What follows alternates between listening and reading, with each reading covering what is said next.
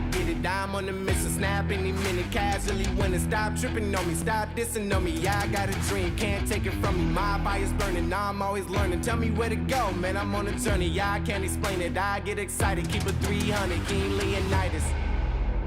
Strap in, cause it's gonna be a long ride. Working on me every single day and night. There comes a time when your worlds will collide. If it's holding you back, push it right to the side. Ain't got no time for no fear. I work too hard to get here. Ain't got no time for no fear. I work too hard to get here. I don't got the time, put me in, coach. I've been going hard, time to let it show. Everything raw, give it to me now. Let me have the spot, man, it's going down. Gotta get it here, I don't wanna wait. Take what I want, then I go train. Gotta get a win, I won't lose the game. This is my year, I ain't gonna break. Strap in, cause it's gonna be a long ride. Working on me every single day and night. There comes a time when your worlds will collide. If it's holding you back, push it right to the side. On another level, I will never settle. Mind over matter, get the gold medal. On another level, I will never settle. Mind over matter, get the gold medal. Ain't got no time for no fear. I work too hard to get here.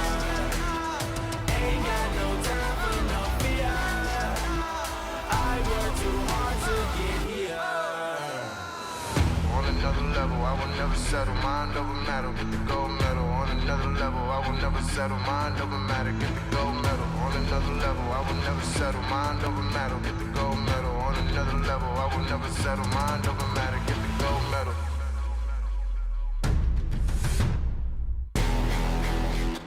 Ain't got no time for no fear. I work too hard to get here. Ain't got no time for no fear. I work too hard to get here. Ain't got no time for no fear. I work too hard to get here. Ain't got no time for no fear. I work too hard to get here.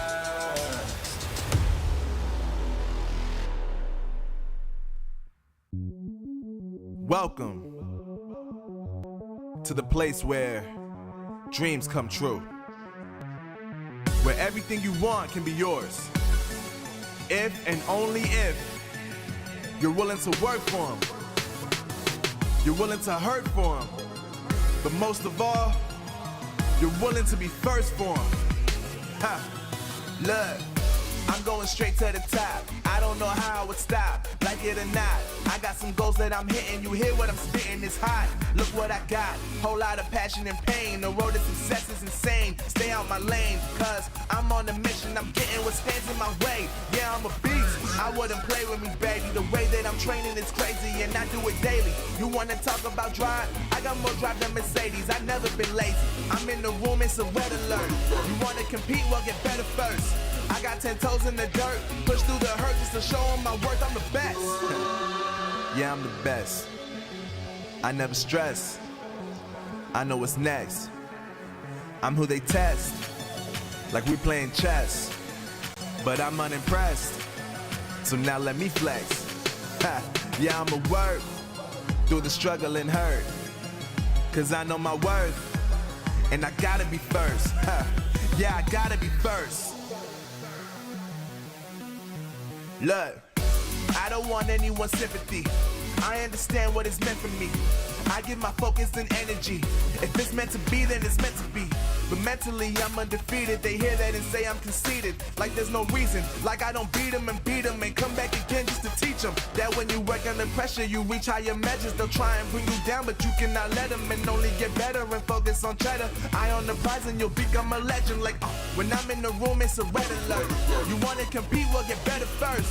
I got 10 toes in the dirt, push through the hurt just to show them my worth. I'm the best. Yeah, I'm the best. I never stress. I know what's next. I'm who they test, like we playing chess. But I'm unimpressed, so now let me flex. Ha, yeah, I'ma work through the struggle and hurt, cause I know my worth, and I gotta be first. Yeah, I gotta be first. They don't know what's gotten into me, how'd I turn pain into energy. Through all the struggle and hurt, remember my worth, and that's why I gotta be first.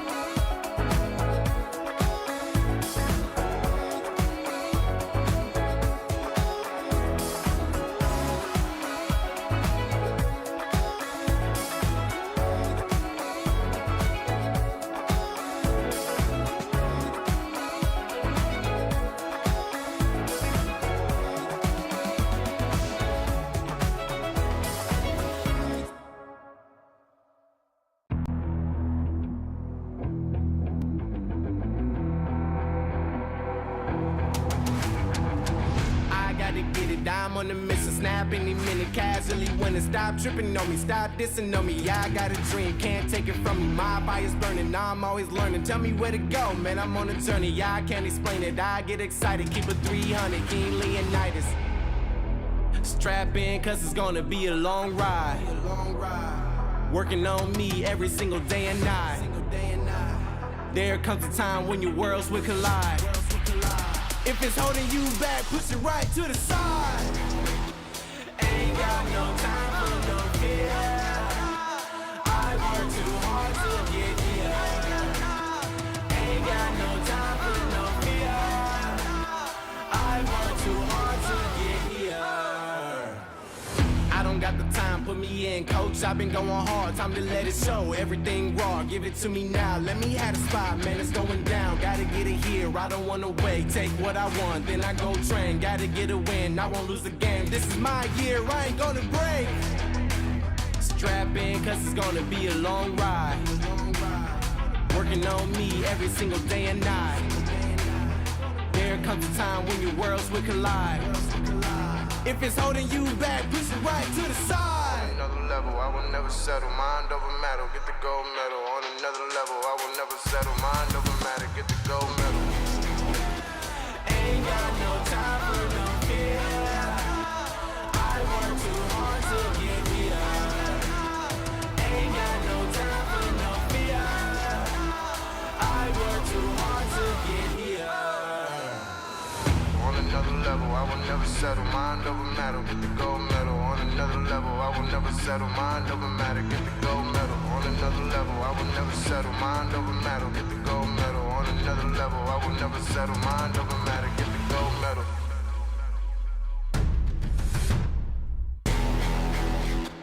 Ain't got no time for no fear.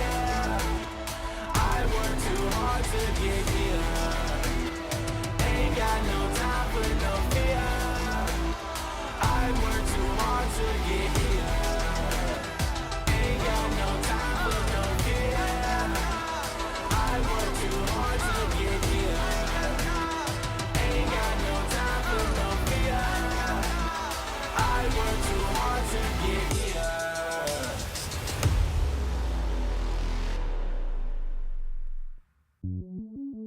Welcome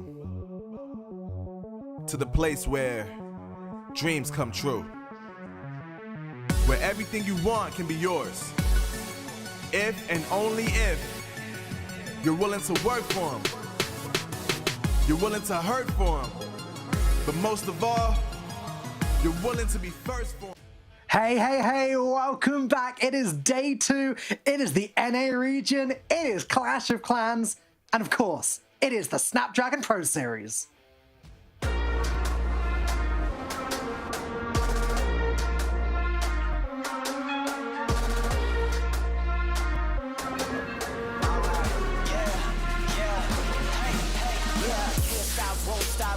Till a player on top, know it. Rooftop, penthouse, suite. If you really want it, gotta own it. Fight through it, we was at the lowest. Blood, sweat, tears, the components. Riding all year, now's the moment. We are not friends, we are opponents. Yeah, I'm coming for mine. Yeah, I'm making a play, the game on the line. Yeah, I've been on the grind. Yeah, I jump in the spot, I made it my time. Yeah, look in the sky. Yeah, the stars align, no shade to shine. Can't stop it already. Emotional work and devotion, we put in this time. Look.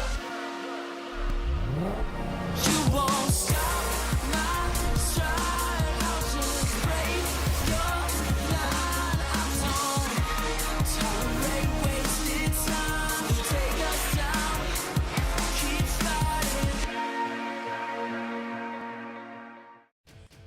All right, here we go. Day 2 starts now. Once again, my name is Falcone. I will be your host for the day. But much more importantly than me, we have our amazing casters. We have Eric. We have Bash. How are you doing today, Eric? I'm doing fantastic. Today's exciting because we get to decide which of the teams are going to challenge. And so a very big day for everybody involved here. And I can't wait to get this started here. The stakes are high today. I believe every single match is going to see someone eliminated. How must that feel for the players, Bash? Oh, it's intense, man. But on the converse to that, every match will see a team qualify. So there's ups with the downs. You know, someone's got to win, someone's got to lose. It's going to be an awesome day of Clash of Clans action. Yeah, I, for one, am excited. We're going to see which teams are going to make it through to the challenge finals. Honestly, I just can't wait for the games to start. But before we jump into that, of course, we're going to have a few housekeeping things to keep up with. The most important one being you guys watching at home. We would love to hear your opinions on the show. You can catch up with us on Twitter or X at ESL Mobile, Instagram, or Facebook. We'd love to hear from you because, you know, there's all the teams. We want to know who you're cheering on, who you think's going to win, your predictions, that kind of thing. Do get in touch, and also consider getting in touch on Discord. Which is, you know, my preferred way of getting in touch personally, because that's where the conversation is. Join in, and you never know, you might even be able to like get some experience and be competing in the next season yourself. So that's the brilliant thing about the Snapdragon Pro Series. It is for everyone. What is it you kept saying yesterday, Bash? The era of everyone? Yeah, the era of everyone. You know, a lot of people get their start playing in esports in this exact circuit, whether it be NA, Europe. We got a lot of tournaments going on, so definitely check it out and see what we have to offer for you. Well, let's remind ourselves, for those of you who missed it and those of you that just want to see the best moments again, what happened yesterday. Here are some of the highlights. And Eric, what were your favorite moments from yesterday? Well, we saw a very strong performance out of the team that you see on your screen there. 50 Thieves stood out to me very, very highly, and they were able to secure one of the spots there for challenge. Along with them, we see some highlights popping up here from Push as well. Push was able to secure one of the other spots, and as you may or may not already know here, the top two teams from the open ladder already advanced, and they're not playing this weekend, but they're going to be playing in the challenge phase. There you had the two teams that made it to the grand finals last season over at United Gaming, and now the old affiliate esports is now playing the game named KFC, guys. So we saw some great wars yesterday, and I mean, I gotta hand it to 50 Thieves specifically. They were impressive, and they played against a lot of very, very like seasoned pro players, and they performed very well, and they secured their spot there and pushed a lot of those other teams out of lower bracket. So very impressive start. Yeah, we talked about this kind of in the pre-show, Eric. You and I were having a little discussion. It's kind of nice seeing some of those new faces coming in and shaking things up and be really in a nice commanding spot. At the same time, we have some of the old guard guys there. Our challenge season is shaping up really, really well for this season. It is indeed. We had a great day yesterday. You guys had a great day casting it. Everyone at home, I hope that you had a great day watching it, but today is going to be even better. We've been talking about the stakes of today a lot, and I seem to keep harping on about the fact that players are going to get eliminated. But what does qualification mean for these players, Eric? Well, obviously, there's a lot of pride to be had there as they have been playing through a lot of seasons. I mean, it is a big deal to be able to make your name, like stake your ground in a Clash of Clans esports, because a lot of teams have, a lot of players really have started their esports journey here, and then they have been then recruited into bigger and bigger teams if they've been able to prove themselves. So it does stretch far beyond, but there's also a lot of prize money involved as well. Let's take a look at how the players got here to where they are competing today and, well, what the format is for this event. Bash, do you want to run us through this? Absolutely. We started with an open ladder phase. I believe we had about 200 players, so give or take 40 teams signing up for that. Through that, we played down to our top 18 teams. Our top two teams, United Gaming and KFC guys, automatically qualify for challenge, and we're here now with the other 16 teams playing for a spot in challenge. Once we get to challenge, they will play round robin, meaning every team will play each other once, and that'll give us our top 4 teams for challenge finals, where we'll go on to crown our grand champion. Yeah, well, there you go. The players are making their way there. Of course, this is just the open finals, but the players are still competing for some serious money. Let's take a little look at what is up for grabs. $1,400 for first place. Not bad at all, Eric. Yeah, well, you gotta get into that to be able to get into the bigger money that is on the stages further than that. But I mean, just for getting out here and giving it a try, there's a lot of teams that are winning some money here, even if they don't make it through today. So I like to see that. We'd like to see the support there. We get a ton of support here from the Snapdragon Pro Series to be able to just just reward these players for their efforts, and it does go a long way. So we have some solid prizes, and those prizes only ramp up if they end up making it through the stage. Of course, I mean, the money for the stage, as you say, is only a very small part of the real prize. You know, bragging rights is one thing, but more importantly for that is qualifications into the challenge finals and, you know, into their, I guess, esports career beyond that, Bash. I mean, again, that's this whole era of everyone thing ringing true again. Yeah, for sure. I mean, you want to make a little bit of an impact, maybe get noticed by a bigger team and maybe play on a bigger stage. But I mean, moving into challenge, those prizes ramp up. I believe our top prize is $20,000 if I'm right there. It's a really big thing. So there's a lot. Eric mentioned pride, but I mean, cash is good too, right? I like money. Yeah, I'm a fan. Let's take a look at the bracket for today. Take a look at who will be facing off against who. And already we've had a lot of eliminations and some qualifications. Eric, why don't you run us through the important information here?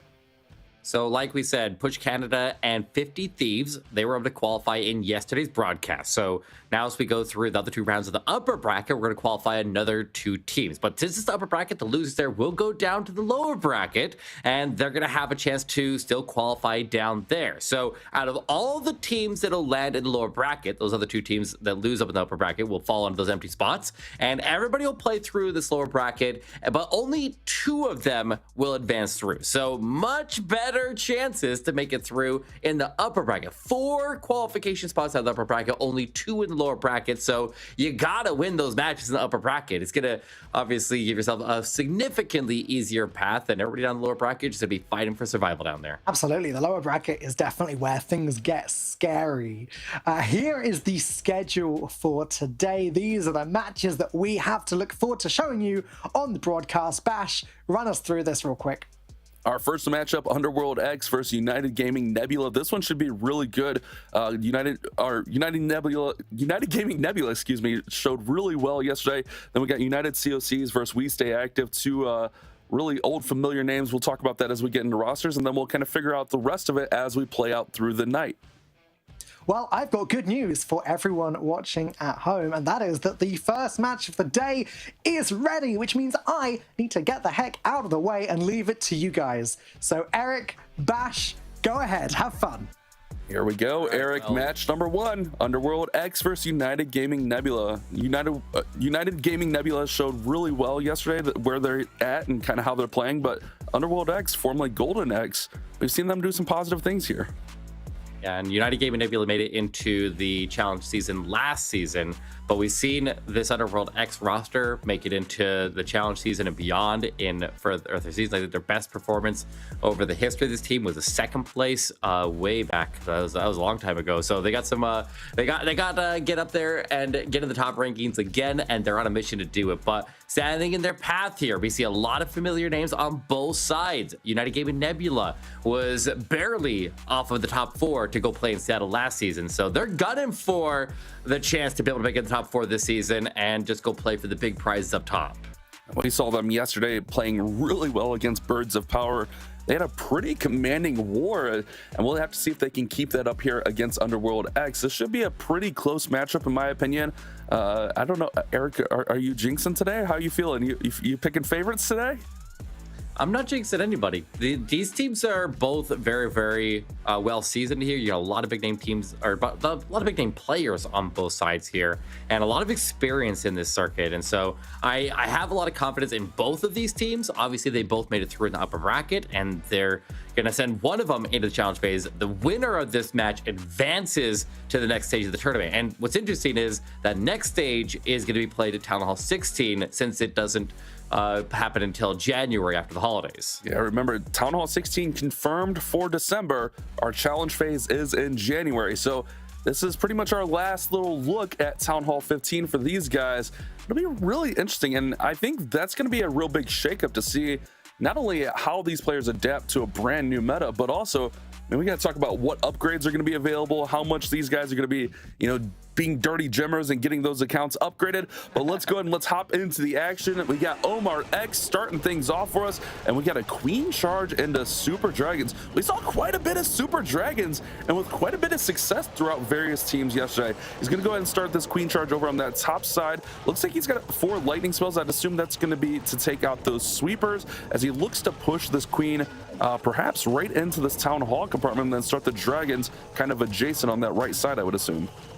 Yeah, just starting that queen to start on the right side of the corner there, but then hug the corner, and by removing the buildings on the right, she's able to just hug the wall and then round into the corner. Not an easy thing to do always.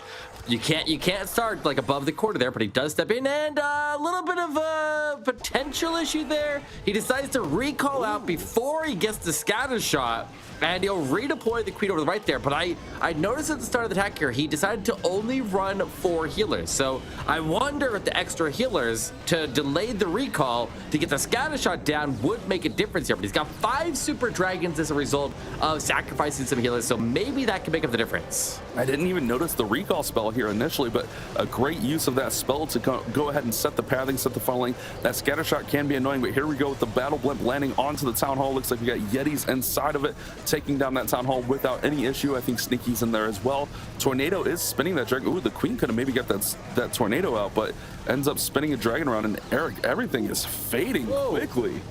Yeah, where'd everything go? The whole army just instantly vanished. They barely even were able to break the edge of the base there. They didn't even make it to the core. He puts the skeleton spell down for the monolith, but there was nothing there to be able to take advantage of it. The queen will keep on wrapping south. At least he's got the talent takedown, but I don't know how it's even possible that 5 super dragons died that quickly there. Yeah, that was really interesting. I mean, we did have those rage towers going off and boosting the damage of all those buildings they flew into, but I thought this would be way higher than 59, maybe low 60s here, as Omar just, his army gets absolutely shredded. I think, you know, getting that scatter shot would have been nice. He did have to kind of commit a little bit of spells early to that queen, but man, that one just got ate alive, and that's going to leave a huge opening for United Gaming. Nebula. Yeah, now I do have to wonder if the queen could have gone a little bit further there and got the scatter shot down, because the scatter shot under rage obviously gonna do a lot of damage to those super dragons, because a lot of damage or double damage out of one of the heaviest hitting defenses in the game is going to be impactful. But yeah, the queen, I mean, I feel like he would have got more value out of just getting the queen to go in there and take it. But I mean, I don't even know that would have made the difference of the attack there, because he just got shredded. I don't even know what he could have done there. That doesn't seem like they should have died that quickly, but they did. Yeah, I'm looking at this replay now. I mean, they were protected under the warden ability, but I guess once that fades, oh, there were ice golems there also holding them up. Oh, the queen snuck in there and pulled the ice golems. Oh man, that is tough. Yeah, look at this. The ice golems freeze them up and they just get shredded. That is not good. That's a tough start for Underworld X, and you know United Gaming Nebula is going to be licking their chops, looking to take advantage. That's a tough start, man. 62% on the first attack. That leaves the door wide open, and you don't want to fall behind against this United Gaming Nebula team. I have to wonder if all the lightning that he used to go into the backside of this, or directly into where the sweepers are facing and go to the artillery first, was worth it, because he could have saved a lot of spells there and got in on the town hall side of the base instead and coming behind the sweepers, because you wouldn't have wanted to put the heroes into the clan castle range anyway. So like, that's a tough call right there. That's a really, really tough call. Maybe super dragons obviously weren't the answer for that base, but look at this. We're seeing another, okay, obviously there's something to this setup here, because now Wano Fernandez, one of the best dragon attackers in the world, is going to be using clone with skeleton spells, 3 healers once again, but this time, instead of taking in 5 super dragons, he takes in 4 and sneaks in a dragon rider and an electro dragon as well, using rocket boost to go pick up the air defense. And now we get to see a master at work here and see if he can make this work a little bit better. Anytime I see Juanjo Fernandez on the roster, we know we're getting some kind of dragon attack, whether it be super dragons, regular dragons, electro dragons. He is the dragon whisperer, and this is kind of the approach we saw yesterday, kind of going right through that town hall early, sneaking in behind the sweepers. And I'm kind of surprised we didn't see that from Omar. Ooh, no cloning. He missed the clone, Eric. He was trying to clone over to the mono, but that ends up being 3 wasted spells. Ooh, that, we'll have to see if that comes back to play a factor later, but these dragons are getting a stronger push initially. Yeah, he ended up burning the freeze onto the bottom there to try to save that super dragon, but all he got out of it was an extra storage, so that's a bit of a problem here. A lot of dragons off to the left side of the base, gonna be on the outside of where the queen is, and he never got the clan castle destroyed, so if there's any troops still inside of there, then they could still come out and see what was actually in there, so not 100% sure, but the queen will pop her ability and get the defensive queen down. Here we go, ice golems. Well, once again, defensive ice golems gonna come out here and cause some problems and tie up this queen while she's under fire, and she doesn't have a lot of life left in her because when she starts to get hit by that scatter shot, she's going, no, wait, there. Okay, maybe not. I thought maybe the world champion will get the sun to save her. She got ate up by that scatter shot. Now the ice golems are going to come over and be a problem for the royal champion, although she's not under too much fire. Well, I guess the bow's on her, but the healers do transfer over to her. But man, these super dragon attacks are just not going either team's way here, as this one's going to hope to creep up to maybe high 70s, low 80s. But even then, it's going to be tough as he doesn't really have any cleanup. So once this royal champion goes down, that's pretty much going to be it besides the Phoenix. Yeah, that as soon as the expo locks onto her, she's going to start taking a ton more damage here. Barely going to make any extra punch into that multi-inferno. Can't take it down. Phoenix going to get one more shot to get that arch tower out, and he's got another 40 seconds for this electric owl to chip away at the storage. So it's going to end at a 79%. They're going to have a percentage advantage, but missing that clone obviously was very, very impactful. Lost his right flank there because he was not able to get that monolith down. And then the super dragon out there obviously was not able to support, but the queen and the king kind of failed to be able to funnel the dragons into the clan castle, and they ended up veering off to that far left side and just wrapping around the clan castle instead of going into it. I'm not really sure what he could have done differently to be able to get the dragons to go in, because like they looked like they should have gone in, but the queen was just a little tiny bit slow on clearing the storage that had them separate off to the left there, and then as soon as they got in front of that sweeper, then it was pretty much over for wiping out the core of the base. Yeah, tough break here for both of these squads as the super dragons fall a little bit short, but it is going to be UG Nebula's advantage, 17% advantage with the 79 versus 62s, but with that being said, that leaves this war wide open. We still have 4 attacks for each team. Lots to develop. We know we got some really good players. I'm assuming we'll see quite a bit of variety of attacks coming through here still as our first war of the day. Remember, this is a qualifier war, so whoever wins this is going to move on to challenge. Loser will go down to that lower bracket and look to stay alive. Yeah, and you do typically see with the people who have the least amount of time to plan, only 8 minutes from the start of the war there to get the first attack in, they're going to tend to do a lot more dragon attacks. But once again, we are seeing another one. I didn't see how many healers this one had, but this one's going to be breaking out the recall. It's got 5 super dragons, so maybe it is the 3 healer. Are we seeing everybody on both sides bring out these 3 healer charges? Maybe. I don't know. Let's see the troop bar at the very end of the attack here to see if I remember to look back. But this monolith is going to be hammering down on this queen as she wraps around it, and obviously that's a little bit of an issue here, Bash. Yeah, remember that monolith deals extra damage based on the troops' hit points, so it's kind of just meant there to slow down these heroes, especially like the queen charges, the king's working into bases. Oh man, and she is just not going for it. She might eventually go to it next. Nope, she keeps walking down the line, finally decides to commit a freeze to it, recalls, and let's see where he decides. And not freeze. Yeah, why not just recall there? You're right. Yeah, so that's a little bit of a waste of resources there. Maybe just a little bit of a moment of panic as the queen was not cooperating. And so now he's just got to get it done with the super dragons. The queen will have the left side funnel formed here. But once again, I'm on the stands, and dragons kind of struggling here so far today. Oh, and that queen goes to ability from the defending queen. Here comes the battle blimp over to the town hall. We got super dragons working up through the middle. Look at all those red air bombs. It is going to be enough to get that town hall down, though, with the rage, the dragon rider, and the balloons out of the clan castle. But let's see if he can get a stronger push than his teammate did earlier. These dragons are fading a little bit, but they are getting a pretty nice push through here. Without ice golems in the CC, they can kind of work through faster. Still plenty of dragons. Queen is very healthy, and he still has resources like the king and the royal champion yet to be deployed. This one's going to be a tough finish for Panda, but he still has quite a bit of army still remaining. The defensive Grand Warden just picking off dragons there heavily. He does a ton of damage. I think one of the most under-planned defenses that people don't really account for a lot of times. and he can do a ton of damage very, very quickly, and he did. But all the dragons die at the core of the base area. He engages the defensive road champ at the backside. The king will pop his ability and get through that. But I like where the ward is in right now. Just kidding. The warden goes down to a black hair bomb. The moment I mention it, I probably shouldn't even say his name, because the moment I do, he finds some resistance. It's almost like anytime you pop the queen ability, you find a giant bomb, right?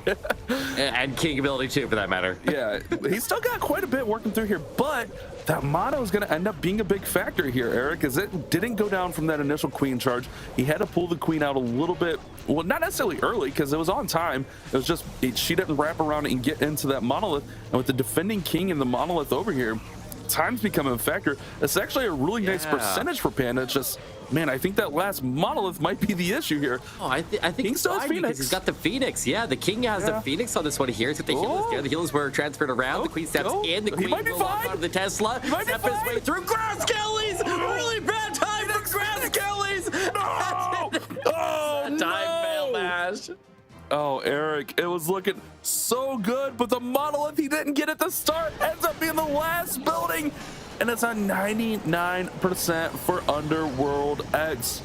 Huge on the percentage, but that extra star, one more percentage and they get the extra star, would have meant the world on this attack. Tough break as he wrapped this queen literally all the way around, from 12 down to 3 down to 6, all the way back over to the 9 o'clock side, and just ran out of time. Can't believe that. I mean, I think the queen would have been able to take that monolith down at the ground. Oh yeah, agreed. But yeah, she had the shots. She had 5 seconds to lock on and take it, but she ended up using 5 seconds shooting ground skellies instead. And I mean, those are 5 precious seconds right there that maybe, I don't even know, like maybe with an extra freeze at some point during the attack there been enough to pull him through and get someone to survive because of that freeze that he swagged at the start of the attack there at the recall. It still would have been close. I'll tell you, Eric, you talk about the warden being underrated. Skeleton traps, man, those are the bane of my existence. Soham's up next for UG Nebula, one of our more creative players in this circuit, going with a twin hog. It looks like a pretty standard composition here. He will use a battle blimp in one of these compartments to probably pull off the clan castle and kind of set up this queen charge, get that dealt with, and then run those hogs in. Keep an eye on this queen. She is under a lot of pressure early here, but he manages it well with the rage down early. I think you think he's going to run that battle blimp into the queen side here and maybe try to pull that CC out adjacent? I think the blimp will need to be used to take the town hall down, because the hogs generally are going to struggle if they have to take the town hall down directly. So if the queen's going to charge the eagle artillery, then almost every time we see twin hogs, we need to have the blimp then secure the town hall. The hogs can take it in an emergency if the queen or if the blimp ends up missing it, but ideally it's gone and the poison is faded by the time the hogs get there, and that'll be the proper setup here to make this work, and he just needs to get the CC under control here. The queen in a very, very good position. I think from that compartment, she could even potentially reach the other multi-inferno. Sorry, I couldn't help myself, Eric. I couldn't help myself. You know how it goes, man. I know. Oh, Healers! Healers just walked into a rare bomb farm, and they all go down. Eric, we need to quit memeing and pay attention here, bud. Things are happening. There goes the battle blimp to take the town hall, though. Some of the hogs get ate up in that town hall explosion. The queen is going to go down as well here. This was looking like a really good setup from Soham until all those healers get obliterated. All the hogs are pretty much gone now, and he's fighting for his life to keep this one alive. The king's going to wrap around with this royal champion, but that royal champion might get into a trouble area here.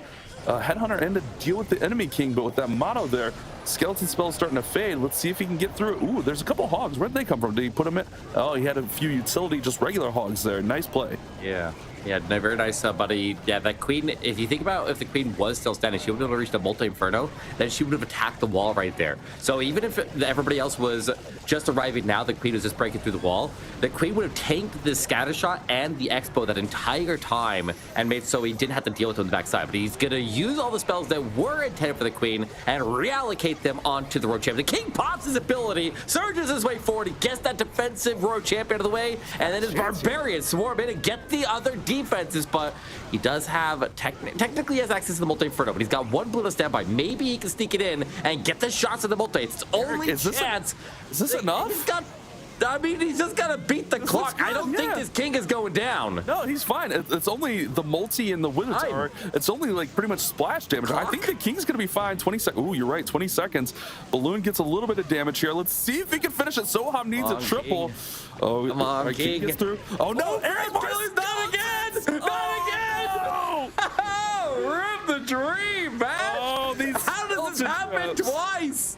Two times in a row. It's 98%. Skeleton spells are the MVP of these two attacks as it stops 2 3-stars from being had. What a war. This is all kinds of craziness. Wow.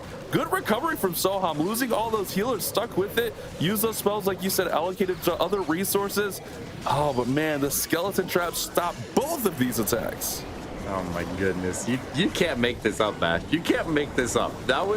That's ridiculous. And if the queen didn't hit all the red air bombs, I'm sure it would have been a triple right there. She just didn't dump all of her healers into danger. But you know that you can't really plan for that. You could try to get the Kokolus in there, but so many times skeleton spells stopping up heroes cause a ton of attacks to fail, and just placing those skeleton spells in the right spot there in those key positions can do a lot of work to stop your opponents up. And it's one of the most important traps that in the tornado can stall a lot of attacks. Yeah, that's a heartbreaker, man. That's two really solid attacks. And funny enough, you know, it's 98 versus 99, so technically Underworld X gained 1% back on 2 time fails there.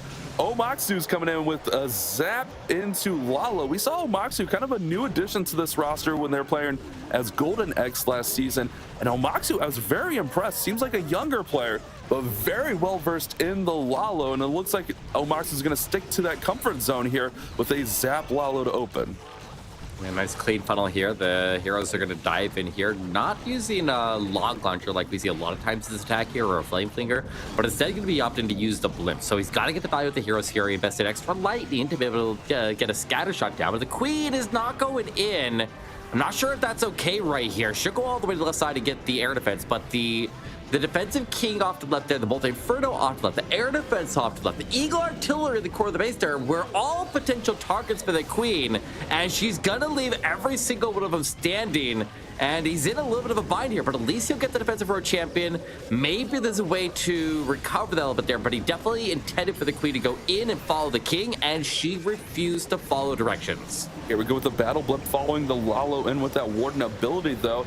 Gonna be a pretty safe sight down of the tunnel. As I say that, the tornado goes off, but Yetis go ahead and get that down. Remember, the clan castle is already pulled and dealt with, so it's not a big issue to have those Yetis coming in. But these balloons are clumping a little bit. Needs them to kind of spread out. Does have just a couple more on reserve. Keep an eye on these multis on the backside of his base. He has all 3 multis up. The Royal Champion can fight through and work through a little bit here, but with no headhunters, it's going to be a really tall task. Oh, I guess there's one headhunter coming in now. Yeah, you got that defensive queen out of the way here, but the multi-infernos in the very core are going to be all the trouble in the world here. But you know what could be a potential save to this attack here? If that queen, who survived and never burned her ability, is able to make her way all the way to that top side multi-inferno, because that's going to be the last standing line of defense here. The queen is going to go assist the road champion, but that defensive king is going to intercept his road champion as she makes her way over there. But maybe she gets some damage in and get something through to get the queen set up a little bit better. But the queen circles back out there. Look at this, smartest queen in the world. She's just going to circle out instead of going through wall after wall after wall after wall after wall. But Crowdskill, he's out of the way early on this one, and the road champion will deal with them and keep that off of the queen. But I feel like that was bad time for a freeze right there. But maybe it's okay here. The queen can finish this, but the freeze was a little bit rushed. You need to be more patient. I feel like you just sacrifice the road champion and you do everything you can to save the queen, but he might be okay here, Bash. Yeah, I agree with that. But with the queen still being pretty full, she'll get through this cannon under the cloak pretty much. She does still have unicorn. I think that's going to be the first triple of the war for Omaksu and Underworld X. They were really close on that last attack with the 99, but this one's going to go ahead and get through. No skeletons to stop it up as the queen finishes off that multi, and it's a 3-star, our first one of the war after 2 close attacks on our 2 slots. But this one was really nice, really good job sticking with it. The balloons did clump up a little bit, but really good persistence with these heroes to push through and finish this base off.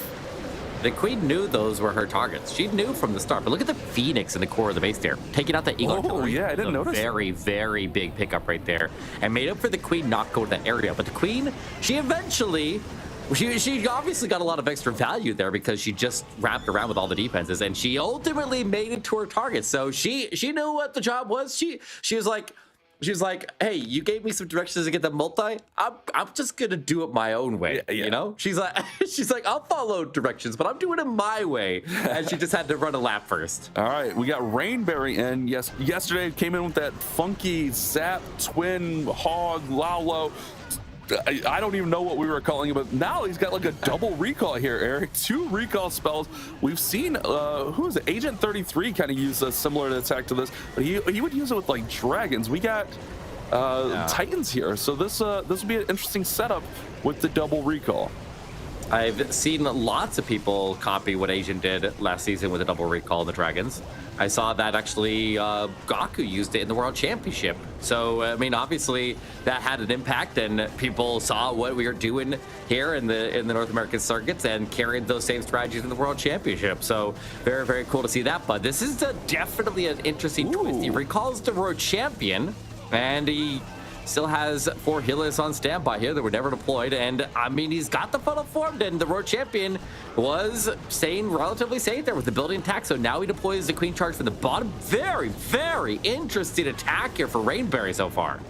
Yeah, so is he going to try to get Queen into the Town Hall, or is he just going to clear out these buildings and then send everything else through the Town Hall here? Because time is ticking. Remember, he did spend almost a minute on that opener, so he's got to keep an eye on things. I know he can just go after the multi and the expo here. He does have a battle and then get the queen out of there, and then he can use the blimp to sail across, and he can attack the top side of the base, which he is right there. Redeploys the recall with the queen. The Titans go down. He can use the reward ability to protect the blimp as he sails across the base here, but I'm a little bit concerned, like you said, about time. Time, I feel like, is a major determining factor of this attack here because it is very, very creative. If he pulls this off, I am going to be thoroughly impressed. Yeah, it's very, very fun for sure. I got to start paying a little bit more attention to the siege machines here. Battle Blimp definitely can be used to take down the Town Hall as we get to that 1 minute mark. A huge setup on this attack, using the double recall, using that Royal Champion and redeploying her now into that scatter shot to get that down. He's got a really nice path, but he never got the healer transfer over to the Titans, so they kind of got ate up. The Monolith, remember, dealing that extra damage based on hit points. The Titans have almost as much hit points as a Golem, so they take a huge impact from that mono. Battle Blimp is going to land here, but a lot of this attack is faded. Still a decent amount of time, but man, if he could have kept those Titans up, I feel like he would have been pretty close on this one. Oh, man. Yeah. You know, I feel like you got to burn the freeze onto the Grand Warden here to try to get the balloons in, but he's a little bit slow on that. He puts in a wizard over there to get the assist. Queen's trying to break the wall there, trying to get over to the Monolith. She has her ability. She will pop it right now, break the wall, get the Monolith down, and he did end up taking out the defensive Grand Warden, but at the same time that happened, he lost the last balloons in that area, so the wizards still work in that area, but that bomb tower going to be something that can target them, and it is going to stop up the cleanup at the right side, and that means that this one it's a time fail. I mean, I gotta hand it to him. It was a really cool attack there, but too slow to be able to finish it off. Yeah, and man, if he would have got that healer transfer over to the Titans and kept them up just a little bit longer, might have helped over. It looks like they transferred over a little bit, but then they bounced back over to the Warden. So maybe the Titans just get ate up a little bit there. It was a very creative attack, but maybe, is there such a thing as too creative, Eric? Trying to do too much here? We saw that with Rainberry yesterday. He had, mid-80s, I believe, yesterday. This one time fails here. Very fun attacks, but is he trying to kind of overdo it with the creativity? I've always had the way that I like to think about how you do your planning, and that is to do the most simple plan first, evaluate the base for that plan, and other things that you might be proficient with that are relatively simple. And don't overcomplicate your plan unless the cookie cutter plans, the basic plans, are not going to fit the base. So I feel like he's showing off a little bit there, but that tends to be his style. So yeah, true. It's kind of normal for him because we've seen him do all kinds of crazy stuff like that in a lot of seasons before. So not too surprised there, but that's just Rainberry being Rainberry. Yeah, it's fun. It's definitely fun, but maybe you could have got away with not having to use the Queen with the recall there, saved a little bit of time. He did get some nice targets down, but let's keep moving forward here as T-King is in, and it looks like a traditional super bowler smash. A pretty standard setup here. Does have the Siege Barracks selected. Sometimes you'll see the Flame Flinger with this. Sometimes you'll see that Siege Barracks. Remember with the Barracks, you're essentially going to get a free P.E.K.K.A. and then 12 Wizards out after, and then your Clan Castle troops. So he's going to use the Grand Warden to go ahead and set up pathing. A lot of times you want to run the Super Bowler Smash right through that Eagle compartment and then kind of connect it all the way through to the Town Hall. That's another one of those attacks, Eric, where you need the healers to transfer over to those troops, especially the Super Bowlers. They have decent hit points, but they need that healer support. Absolutely, but he needs to get the Ward of Walk to be the first successful part of the attack here, and he needs to do it time efficiently as well. So I like that Baby Dragon working off to the Warden's left flank there, making sure to get that free cannon out there, get a couple of the exterior non-defensive structures down. Wizard joins up there as well, and this Ward of Walk. I love a Ward of Walk, by the way, against a defensive road champion, because the road champion doesn't have enough range to be able to lock on and attack him back.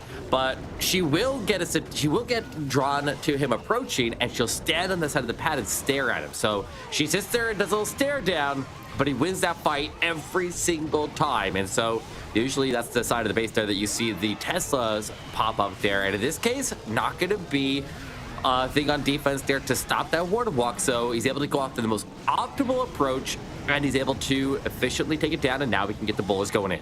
And here we go. This is the very important part here. You want these healers to kind of transfer over. Looks like they transfer over to the Titans, which that's fine because the bowlers should be kind of snug in there with the Titans as they start throwing those stones. Remember, those stones get the extra bounces in there. That's what makes them the super bowlers and kind of makes this attack work. It gives it a little bit of additional range, to kind of bounce through here and take out those additional targets. Great use of the Warden ability here as he makes his way into the Town Hall compartment. The funnel is pretty nice in here. Should have no problem getting into the Town Hall. Look at this Royal Champion down at the bottom side. Can come in and support, get through that scatter shot. I love this setup here for T-King. It's looking strong. Yeah, that king, or the defensive queen did give a little bit of trouble down there in the bottom of the compartment, but he seems to have it back under control now. He seems to get the scatter shot down. The Phoenix deals splash damage. Hells clears up some of the ground scales to get the World Champion back moved again. However, the Titans do end up having to go through the Town Hall, and the healers get wrecked as they just met their fate there. I didn't see whether they went down to the poison or the red air bombs, but usually once you approach that Town Hall, you can generally count on your healers going down. That's why we almost always attack the Town Hall at the very end of this attack here, and then hopefully he's got enough to power through, gets the invisibility, makes the king invisible, then transfers the king over to the Yetis, and that keeps the defenses under control. And that's the Road Champion continue to march through, do what she does best. Look at Yeti Meister taking out the pad. He's probably not going to fight off that defensive king. So another triple on the board here for Underworld X, and Eugene Nebula is in a lot of trouble now. Eric, Underworld X, man, formerly Golden X. We see a few little kind of roster changes, maybe roster improvements, some could say here, and it's paying off. This squad is looking really strong. I mean, they're, what, 1% away from 3 triples in this war. After that rough start, I was a little bit worried, but man, they are coming to play here. A beautiful Super Bowler smash. I think the best part of that was that Invis on the RC to allow her to sneak through and finish this one off so time didn't become a factor. If she has to fight that king, this could have been a time fail as well. Yeah, very nice way to skip past that defensive king. Beautiful use of that invisibility. But now looking at the scoreboard here, Eugene Nebula needs 2 triples, but they should, I think, have percentage advantage. Yeah, they're still up if 8 they buildings. get the 2 triples. Yeah, so if they get 2 triples and they get any defense, then they can still win this war and avoid having to go down to the lower bracket where the path to the challenge phase is going to be a lot more difficult. But look at Super Minion Bomb is hitting a whole bunch of red air bombs right there, but they're alive, Bash, and he will get the Town Hall, he'll get the Expo, he'll get the Clan Castle. They can then turn to get this single Inferno, and that's some pretty solid value right there. It can definitely work with this with the follow-up Super Barbarians. Yeah, that was really nice value. He almost delayed that clone just a little bit too long as those red air bombs come out, but ultimately that red air bomb wasn't enough to take out those super minions. So Marcelo's off to a really nice start. He's gonna go ahead and deploy the Queen to go ahead and take out these ice golems. No issues there. I love this setup, and he's got plenty of super barbarians, and you spoke about it, Eric. If they get 2 3-stars and they hold any defense, they will win this war, as Bash Math has them up by 8% right now. Obviously, a 3-star would be even on this volley of attacks, so they would still maintain that 8 building lead. So they're looking to get 2 triples to finish, and then a defense to maybe complete the comeback. But first, you got to get the 3-star here. Got the Titan that can lead the charge here. Ice Golems will, I guess, will be the Ice Golems lead the charge here, but nice wall break as he gets the path cut off over to the left there. Ice Golem combined with the Super Barbarians just make it so every one of these heroes stay together, and it was kind of a difficult spot there to be able to funnel the heroes, but he's able to keep them all together, move it into this area, and he's still got a skeleton spell that he's sitting on that he can use to get past the monolith, so I like that, and all the defensive heroes except for this Royal Champion that he'll engage first are already out of the way. Ice Golem stepping in, Ice Golem freeze and get that defensive Royal Champion, the Multi-Inferno, and protect that entire area. Skeleton spell deployed on the outside of that compartment, out of the range of the Multi-Inferno, so it does not get burnt up quickly, and hopefully those skeletons can come in and help save some time up later on. But here goes the back end of the attack. Your Royal Champion going to be some heavy resistance. Ground Skelly's there, and a big test farm race char is active. This area is very, very dangerous here and could be what holds his attack, if anything can. He had an Ice Golem in there, may have deployed it just a little bit early, used it to support the Barbarians as they work in another skeleton spell. Man, these skeleton spells traps are so annoying. But he still has Queen ability, and he still has a handful of Barbarians. I think with Queen ability, I think he's fine, because this is all open through here, Eric. Opts to go ahead and pop that Queen ability. King still has Phoenix. This is going to be the 3-star they need. Marcelo is going to get his squad on the board. Even with the skeleton traps up, we got plenty of Barbarians. We got the Electro Titan in there. Time's not going to stop this one, as it's a 3-star for UG Nebula, and they get the response they're looking for. Now they need that big defense on their 5th and final attack. This war is shaping up really nice, and it's a 3-star exchange in that 4th spot. One of the most important parts of the war, Eric. This one's a close one. And by big defense, you mean any defense. Literally a 99% would do them the honors of having the last attack win the war. So very critical moment here, but look at those super minions. They took out both of those expos in the town hall compartment, or around the town hall compartment, I mean, and made so that the heroes were under relatively low damage. They just rounded around it, but very good management into the backside. Maybe those back end super barbs and the Ice Golem, like you said, were a little bit rushed there, but in the end, he is able to power through. The ground skellies were not enough to stop him up there, even though they tried that Royal Champion a lot and really slowed down his progress there, but he just kept chugging along because the setup initially was so strong. Yeah, 3-star's a 3-star. It might have been a little bit rushed. You know, Super Barbs looks like a very spammy attack, and yeah, it kind of is, let's be honest. But it's also about that patience and taking your time on those Super Barb deployment, on that Ice Golem deployment, not rushing it too much. It was maybe a tad early, but it was still fine enough to clear out and set up the path for the heroes to come in. Now it's going to be on Sam X. If he gets a 3-star, this war is secured for Underworld X. Any defense leaves the door open for UG Nebula. So this is a very massive attack. It's going to be zap into Twin Hog. Has that log launcher as well. So going to look for a huge push. This is a kind of different attack that we see from this Underworld X team, especially from Sam X here. Let's see what he has with the Twin Hog. Zap does go down, gets that Rage Tower out early.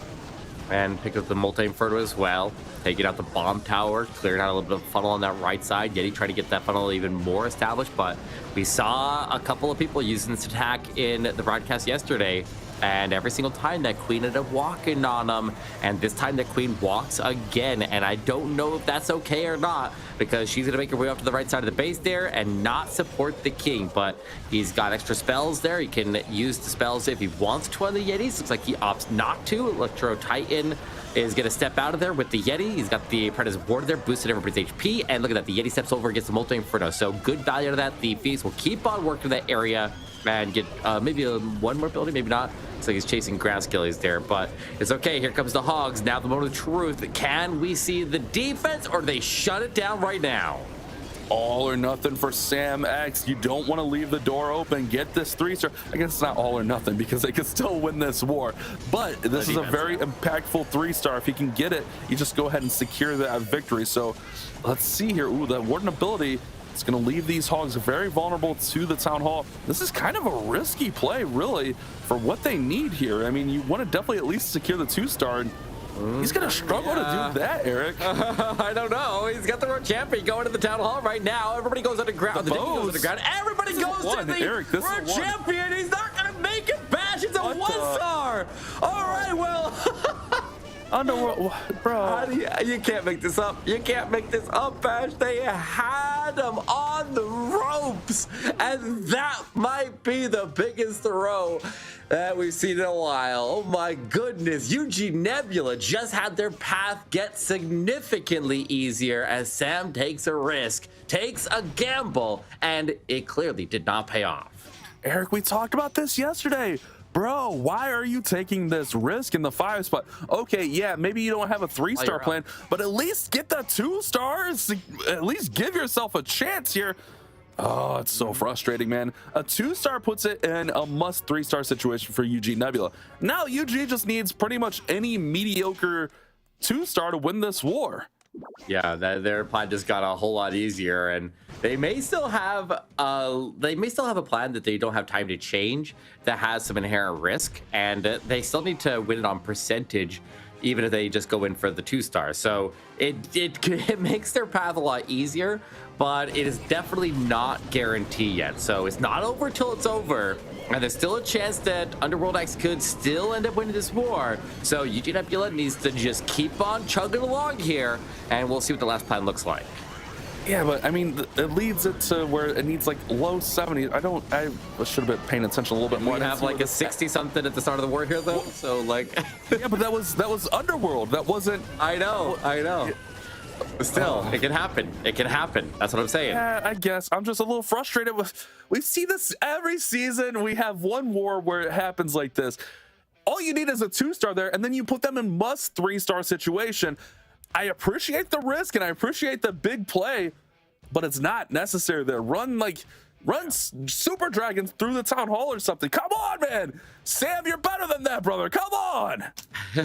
Well, it happens. It happened. It happened. And it happened right there. I'm not trying to be rude, to be clear, guys. It's just, it's frustrating in those spots. Powerade's in next. Ooh, I thought this could be Halo, but it's going to be Powerade, who actually played pretty well yesterday with the Super Dragons. So I'm saying low to mid 70s 2-star wins this war. 3-star obviously wins the war. Yeah, but he just needs to get the town hall down nice and safe here. Not going to take any risk, like you were saying. Just maybe on that last one, just send the Super Dragons in and put the pressure over to the other team to make sure that they have to triple, because it's easier to get a safe 2-star than it is to triple. So if they would have not taken the risk there, what is happening right now? He's just gonna. He's just going around the town hall. He's just gonna go. What is going on in this war, the town hall, and everybody runs a circle around it, and nothing goes into it. All right, well, Bash, what is this war? Really dicey, real quick. But you know, he's got so many extra resources. He's still 7th world champion right now, and he does have one Super Dragon turn back. There it is. Okay. Crisis averted right there, and he is back under control. Oh man, this war is crazy. Skeleton traps, crazy plans. I mean, I felt like this was a really safe play, but it turned out to be a little bit risky. Still needs to work up some percentage here. This isn't a given. I don't remember what the mark is exactly. I think it's low 70s to be secure. So Powerade should get the victory. It's a tough one. And to be clear, you know, I'm sure chat's like, oh, Bash is being rude again. No, I'm not being rude. It's just a point of frustration. You know, we talked about it yesterday. Get that safe plan. Yeah, 3-star is great, and taking that big play to try to get that 3-star is great. But also at the same time, you got to be kind of self-aware that you still need the 2-star. So don't go too risky in that final spot, as this one's not a 3-star. So a 2-star wins them this war. Yeah, you definitely see sometimes people will just get their plan in their head and then not be willing to adjust to step away from it, and it can come back to burn you there and play in the last spot there when you're in a position where you have a very, very solid lead. And now we see that if that 1-star did convert to a 2-star, then the Dragons were not going to get it done. But maybe they just played it really safe, or even just a few more percent. It did a few more percent would have won it. What a crazy end to this war, man. We had what's the 99, the 98, and then we have two just really off-kilter, just sketchy 5-spot hits here, as things didn't go their way for either squad. But I'm pretty sure we'll get confirmation here in a moment, but I'm pretty sure UG Nebula will get this victory as we move forward. Yeah, there we go. UG Nebula moves on to challenge phase on percent after the 1-star. Yeah, crazy. I was expecting them to go down this war here. Like Underworld X was playing quite well, and they just kind of tripped to the finish line. They were lined up for potentially 13 stars if that town hall went down, but I'm not even like, okay, so I talked about during that attack, the 1-star, how the queen walked, and we saw the queen walk on the other attacks yesterday as well. And every time that queen walked, we had a lot of problems. Yep. And obviously that's what happened there again. And this time it gets a 1-star. Yeah, tough break for Underworld X, but we saw them really strong. They'll have to go down to the lower bracket, and we know they can fight through there. Their day's not over, but guys, we got more great action, so don't go anywhere. We'll be back with another war right after this break. You're watching the Snapdragon Pro Series.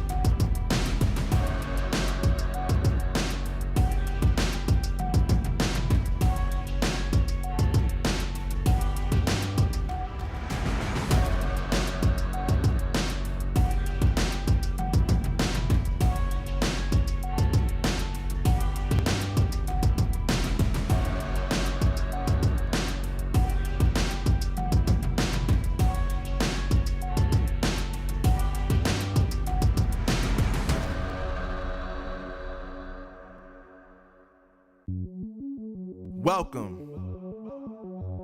to the place where dreams come true. Where everything you want can be yours. If and only if you're willing to work for them. You're willing to hurt for them. But most of all, you're willing to be first for them. Ha! Look, I'm going straight to the top. I don't know how it would stop, like it or not. I got some goals that I'm hitting. You hear what I'm spitting? It's hot. Look what I got. Whole lot of passion and pain. The road to success is insane. Stay out my lane, cause I'm on a mission. I'm getting what stands in my way. Yeah, I'm a beast. I wouldn't play with me, baby. The way that I'm training is crazy, and I do it daily. You wanna talk about drive? I got more drive than Mercedes. I've never been lazy. I'm in the room, it's a red alert. You wanna compete? Well, get better first. The Snapdragon Pro Series powered by Samsung Galaxy is brought to you by Snapdragon Elite Gaming, Samsung Galaxy S23 Ultra, Monster Energy, and DHL. Welcome back. It's the Snapdragon Pro Series, day 2 of the NA Open Finals, and we are one match in. I'm going to just put this out there straight away, guys. You were more animated casting that match than I've seen you all week so far. What was going on there, Bash?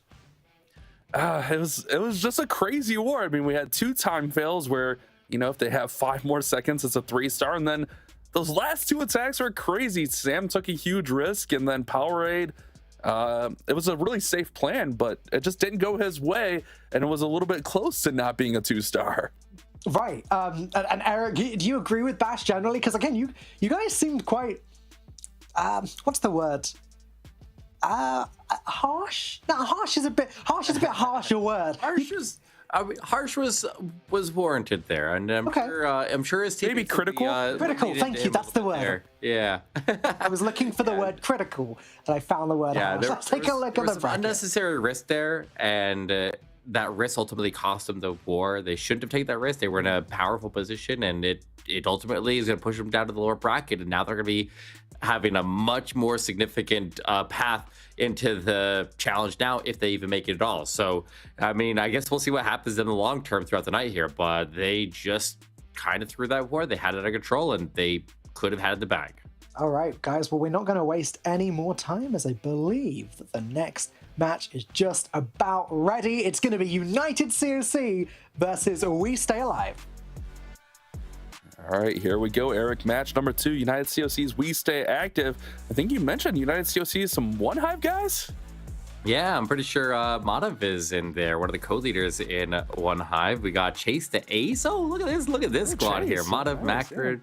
Yeah, there's a lot of familiar names in this squad here, and that means that we got some potentially cool attacks here that they'll throw out here. They'll show off a little bit, or maybe they just play it safe. Maybe they should play it safe. I don't know. But on the side here, We Stay Active, also a team that has been around in this community for a very long time, and they will try to put up a fight here, because remember, the winner of this match is going to move on to challenge. So it's a very, very important one here. You don't want to go to that lower bracket, because you have to play through multiple wars to make up for a loss here. And there's a lot of teams competing down there. There's only 2 spots in the lower bracket, just 4 in the upper bracket.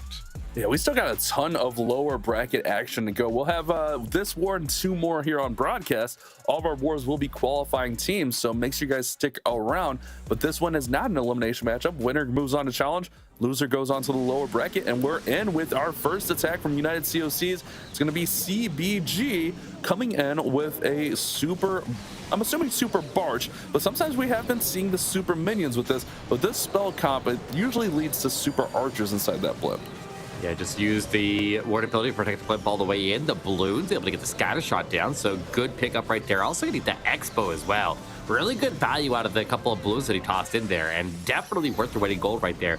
But he does get the super archers to land inside of the channel. They will get the monolith down, and then they can go in and get the town hall down. The channel seems to be free from traps so far, and so a very, very good spot to land. A lot of value to be had in that area, including defensive heroes, but he needs to get off of those heroes, lock onto the town hall, and he does that right now. Last invisibility down, the moment of truth, and town hall goes down, and he's all set up here, Bash. Yeah, look at the whole right side of this base. Almost gets it all taken out. Just a few little defenses over there and a few buildings like collectors and storages. Does get the CC pulled out. Also, just a few rocket loons with the Titan and the Queen. They should be able to dispose of that pretty easily. And now he's got a really clear path for these heroes to wrap around down to the bottom, and then he can cut them off the super barbs and push them into that eagle compartment. I love this setup. Really nice value out of that super archer blimp. Yeah, that ice golem is running off though. It's gonna let the rocket balloons go deal with it. That Titan! All right, well, he's got some troops leaking off to the north there, but maybe the Titan can go get the rocket balloons out of the way. And the question is, does he want to support that top area and start a top end push and not waste those troops? It looks like he's not doing anything up there right now. He's not reacting to it, and I don't know if that is the right answer or not, but he's gonna keep focusing on his heroes as they wrap around the bottom with just over a minute left on the clock. All right, here we go. This is the meat and potatoes of the attack. We do have the Royal Champion now joining the mix as she's going to follow in with the King and Queen. Tornado Trap spinning the King around. Not going to deal any real significant damage to him, but it will kind of pull him back so the Queen takes a little bit of extra damage from that Expo and might even force Queen ability here. Yeah, it does. Queen goes to ability because that bow locked onto her. But he's still got plenty of barbarians to support through here, still got plenty of hero support as well, but the King does go to Phoenix, so things are fading a little bit. Yeah, but the Queen is on life support right now, barely hanging on. We're trying to top her off there. The Royal Champion does end up taking the strikes there. Expo in a rage takes him down, and he's still gonna have the super barbarians to rush to the backside here. But with 2 defensive heroes and, well, 3 if you count the defensive Grand Warden, which you should, and an Expo, there's a lot of firepower on defense here, and it is gonna end up being a hold after what looked like a very, very strong start. And I have to wonder now if he could have taken advantage of the ice golem and let your Titan go north and just deployed a couple super barbs up there, maybe the Royal Champion and some headhunters. He maybe could have got through those heroes and got some extra value to that, and that could potentially have made the difference. It's really, really hard to say right now because he also needs the Royal Champion with the Eagle Artillery as well. So it is a kind of a weird base to use his attack on, I'd say, though, because he decided to run rocket balloons, and so using the rocket balloons and then not having any super wall breakers definitely slowed down the progress of the heroes, and so they got pinned against the walls going out of that very, very bottom compartment and into the left side, and they had a big slowdown right there, and they just ended up getting picked off while they broke the wall. Yeah, that was a tough one, but you're right. Maybe not even put the Royal Champion in there. Maybe just put a few barbs with the Headhunters so he could get through those enemy heroes. Could have maybe lightened that side up just a little bit to get that final push through. But ultimately, it is a 90%, so it's still really solid start to this war. But a 3-star means you're going to be trailing, or anything over 90% means you're going to be trailing realistically here. And iStuck is coming in next, and it's going to be a twin hog rider attack. It looks like a pretty traditional setup here with the Queen charge into the twin hogs. Do have a battle blimp. You mentioned earlier, battle blimps usually for the town hall, but we've also seen some crazy things where, you know, we try to send hogs through the town halls. We'll see how this one plays out. I would assume the battle blimp's going for the town hall though. Yeah, I'd have to say that, but the Queen's going to get a wall break into the multi-inferno there. Healers go down late. The healer's delayed until he can get a better angle so they don't get dragged through that multi-inferno, and he's just going to wrap into that defensive King.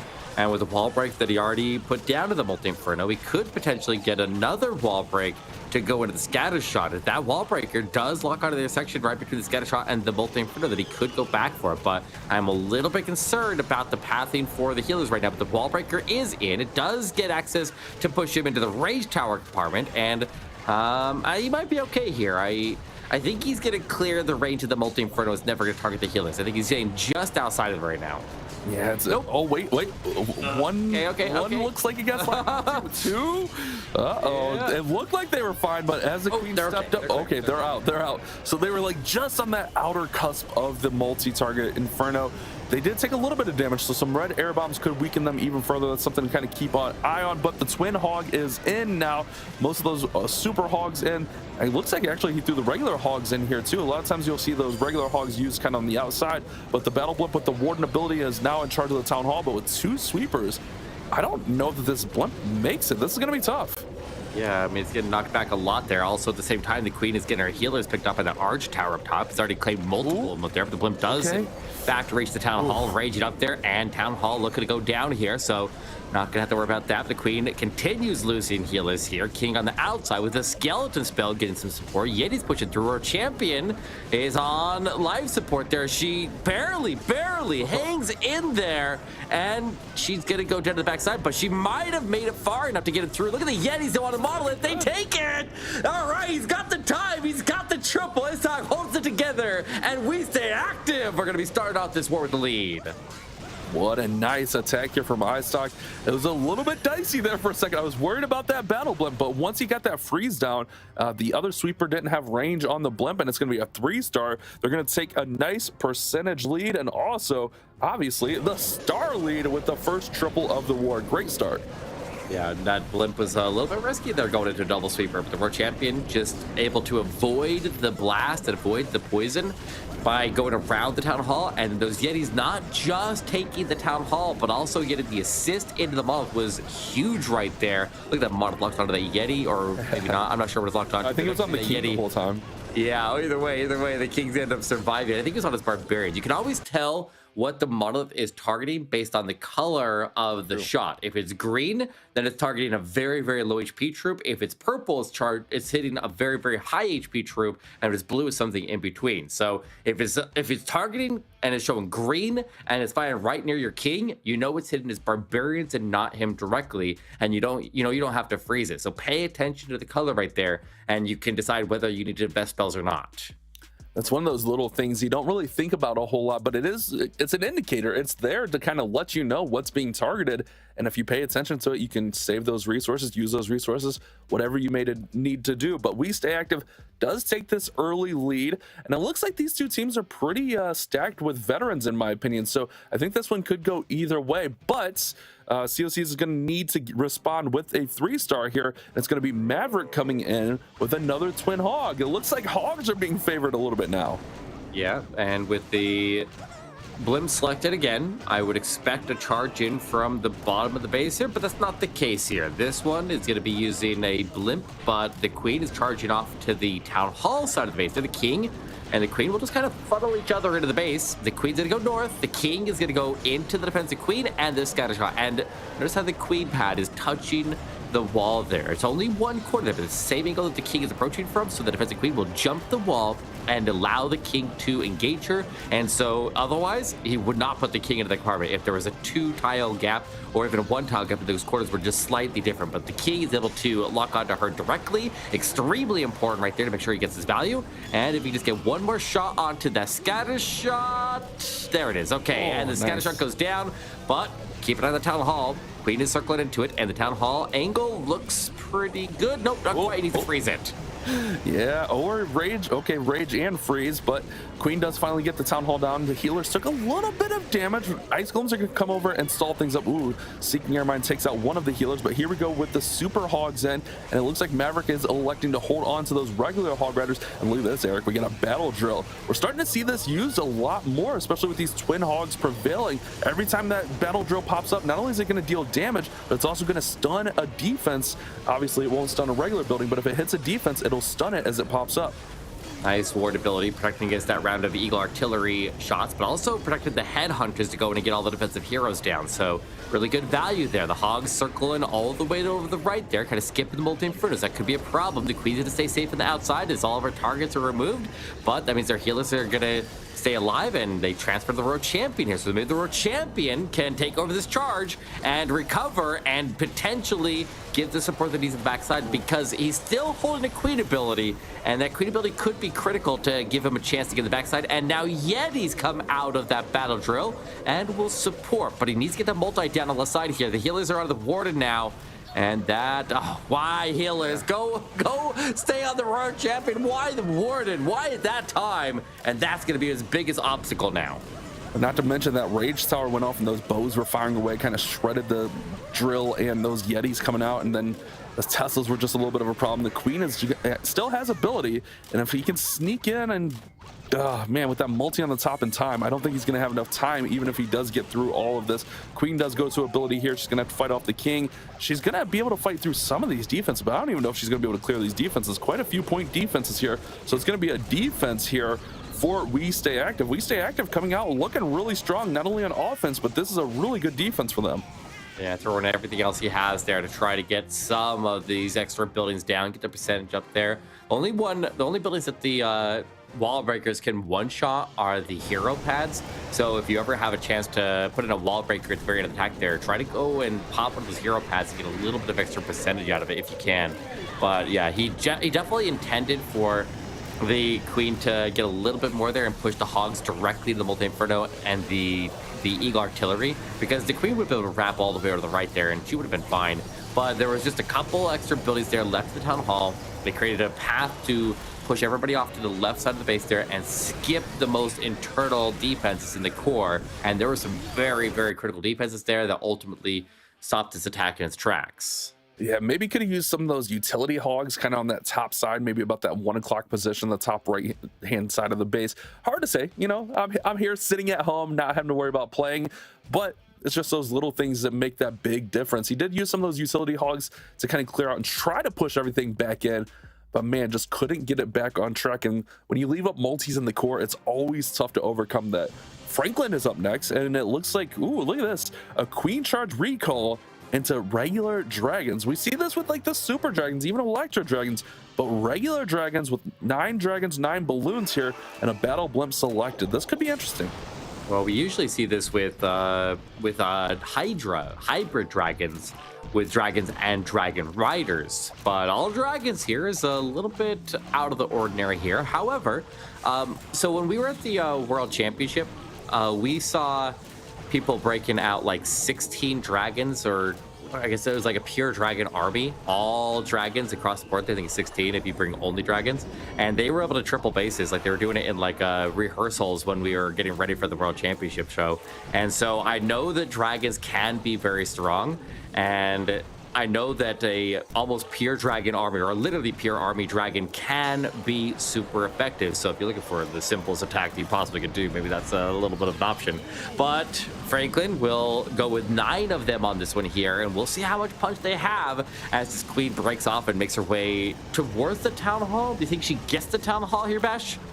I feel like with the battle blimp select, he's planning on, yeah, here comes a battle blimp for the Town Hall. So I think he wants the Queen to kind of wrap around the outside and just kind of trail and just kind of pick up some of these defenses along the way. Keep an eye on that invis, but he does freeze it. As I was stuttering over my words there, the invisibility tower could have maybe distracted that Town Hall. Queen fights off the enemy King with some help of some headhunters, but now she's going to wrap around. But keep an eye on these dragons, Eric. They are starting to push to the outside, especially with that sweeper. And if they don't make their way back inside and get some of those key defenses, this one's not going to have a chance. I always say it's a very dangerous thing to charge the side of a sweeper, because if you veer off and you end up in front of that sweeper, then you end up getting pushed to the outside. And with so much trash in that top quarter still up, he had plenty of targets for the dragons to then to get pushed back and then never return back in. I always say either come in behind a sweeper or charge it directly whenever possible. And you see all the dragons push out of the core. They all start to get picked off there. Luckily, he does secure the talent takedown, so he's got that under control. But I feel like at this point, he's just going to be pushing percentage here. And that's going to potentially give an open door here for United COC. So I don't think he's going to pull through here, Bash. You know, that's the one thing I've always taken from our broadcast, Eric. Once you said, you know, either go into a sweeper or behind the sweeper, I've always adjusted my dragon attacks. Not that I use dragons a ton, but when I do, I'm like, yeah, what would Eric do here? So it's something to keep in mind. You don't want that sweeper pushing you out to the side. You want to either dodge it or kind of just go right into it with spell support. He is going to be able to run up some percent here, but with that Royal Champion, the Scatter, the Warden Pedestal all here on the backside, it is going to be a tough finish for this one to get through. But obviously looking to maintain their lead here, as they did have the 3-star. The last attack was only 81% for United COC. So either way, they're still going to be fine here, even if this doesn't quite get to 81%. They're already up on 10 buildings, so this one gets 77, so they maintain the percentage lead and the star lead after that failed attack. Just didn't quite go Franklin's way.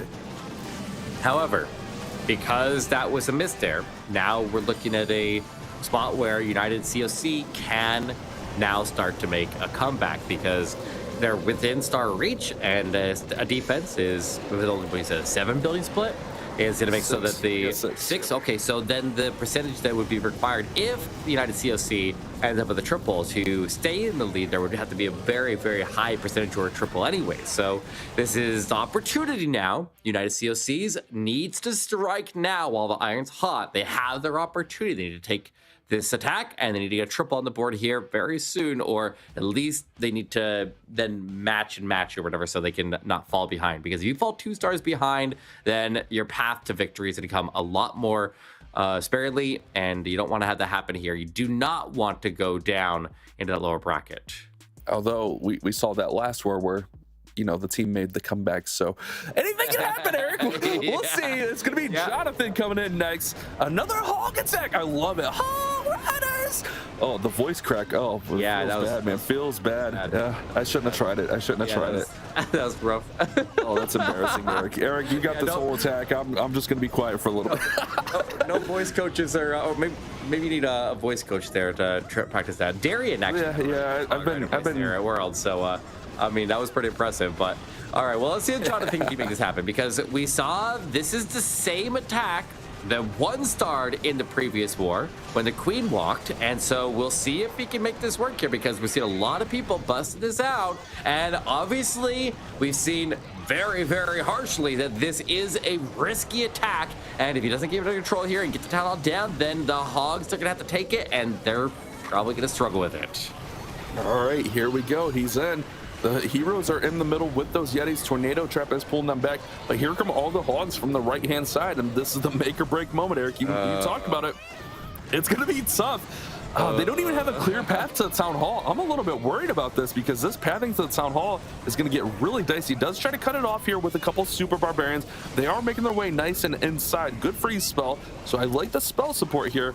And here we go. We get the lock onto the Town Hall, but he's going to have to time this Warden ability really well to get the Hogs out of there. There we go. Warden ability is in, and the Hogs are going to try to clear out of that poison as soon as possible.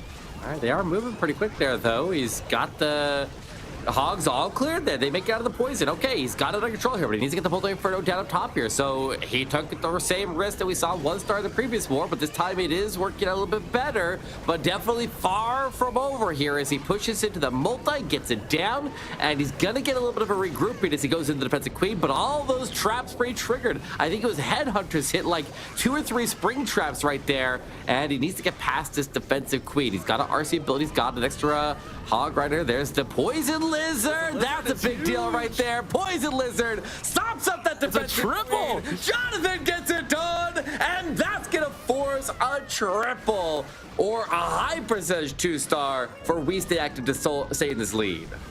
Yeah, they're going to need something 90+% to maintain their lead. But you talked about it, Eric. The door was open for a comeback, and Jonathan saw the opportunity. Honestly, I was really worried about the pathing on this one. It wasn't a clear path to the Town Hall, but he did a really good job of getting the Super Barbs in there to help cut off things. Look at that, 8 Super Barbs in the comp, so it was really well used. And what I loved on this was not only the Warden ability was perfectly timed, but that rage spell to get through the Monolith, get through the Town Hall, and kind of clear out of that area, kept the Hogs alive and gave this one a chance. Very well executed on a little bit of a risky play, let's be honest, but when it's done right, man, you see the reward right here.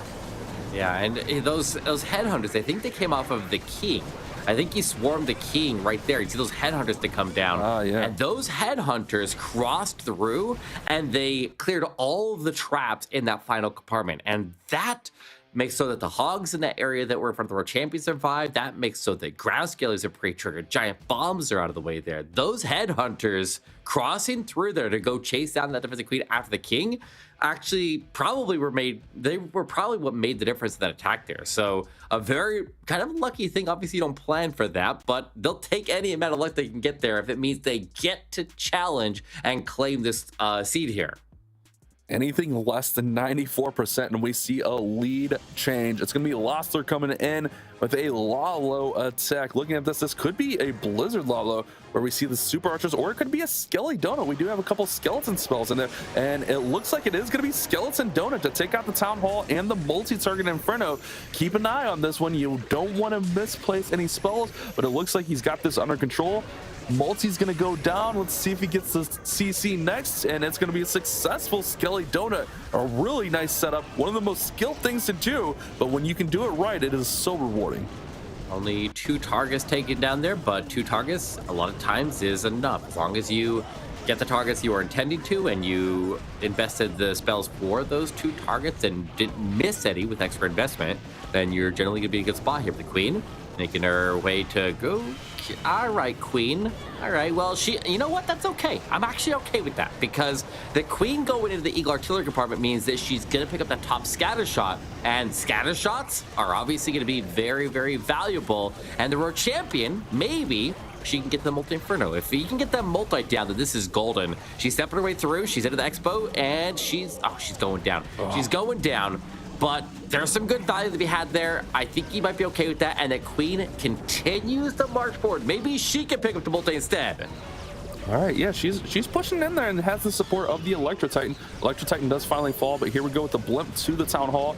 Pairs that with a big portion of oh, she does not get the multi. Battle Blimp will land at the Town Hall here, though. Good freeze spell onto the multi, but he is going to have to backtrack for that other multi, and it looks like the balloon should go right over there now. Yeah, it's just going to kind of throw things off track here. Ooh, the Town Hall going to go. Ooh, Eric, the Town Hall didn't fall. Electric Owl, taking the chains. Electric Owl, come on, Electric Owl, the Battle Builder fight against it. Warden takes the strike as all the blues go down. That was dangerous right there. That was really, really dangerous, but luckily the Warden steps through. The Battle Builder's trying to fight against it, but all of those blues go down in a hurry, and that was a very, very dangerous situation for her to be in right there, but luckily it does drop, but at the cost of any chance at a triple here. Man, that was tough. I don't know, did he have Yetis in there and the Yetis just got distracted on other defense with the Yeti mites when they were bouncing out?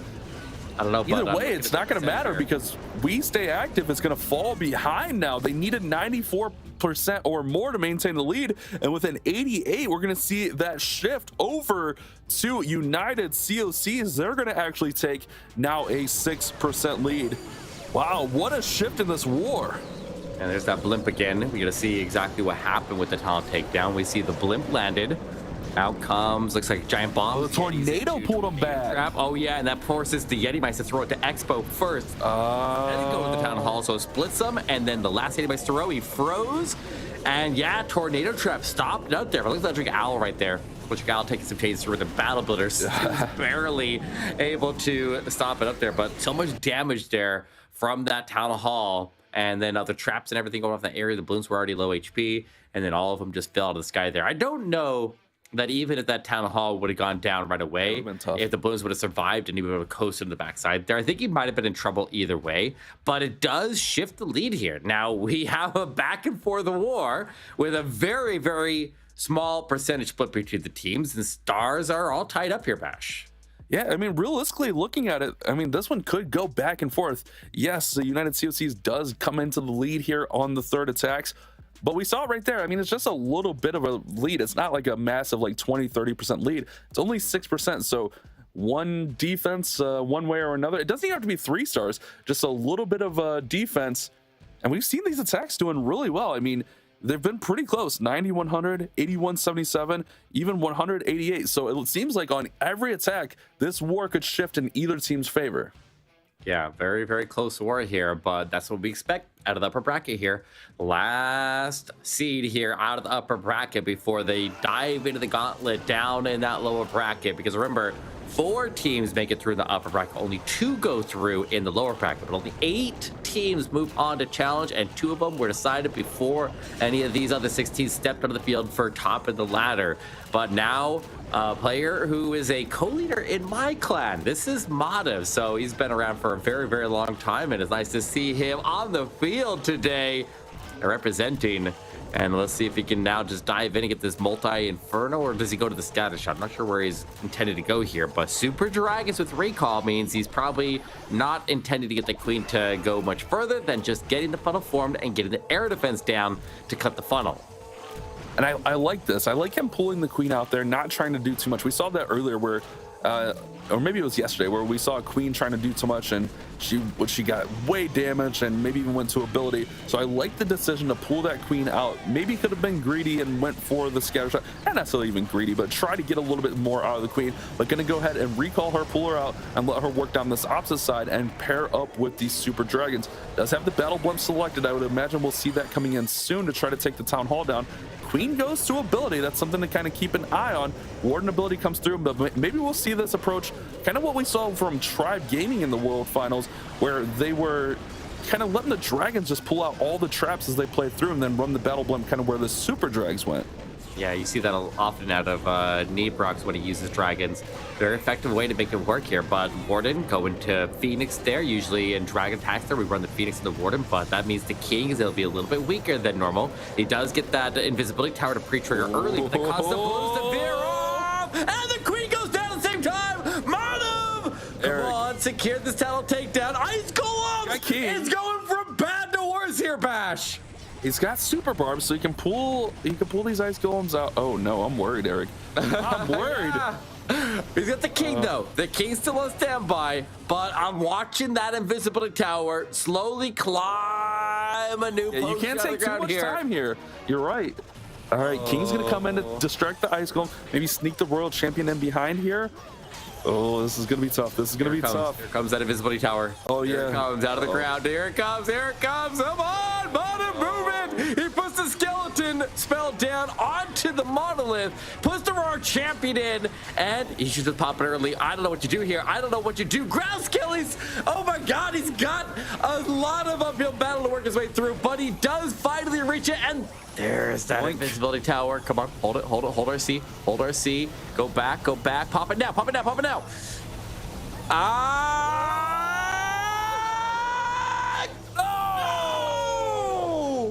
Oh, the dream, Bash. Town Hall hangs on by a fraction of HP, and that turned into an absolute disaster very, very quickly, and there was not a lot that he could do about it. That is a heartbreaker. I feel for Mad F here. Did he had a freeze? Did he not get it in? Oh man, that's the freeze tough. earlier, right there. Yeah, I think he meant to use a freeze on the invis, but something triggered the invis a little bit early there. Maybe the Phoenix in there. Oh, that is tough, man. That is a heartbreaker as United COC's made a little bit of a comeback, and now they're going to have to fight an uphill battle in the final attack.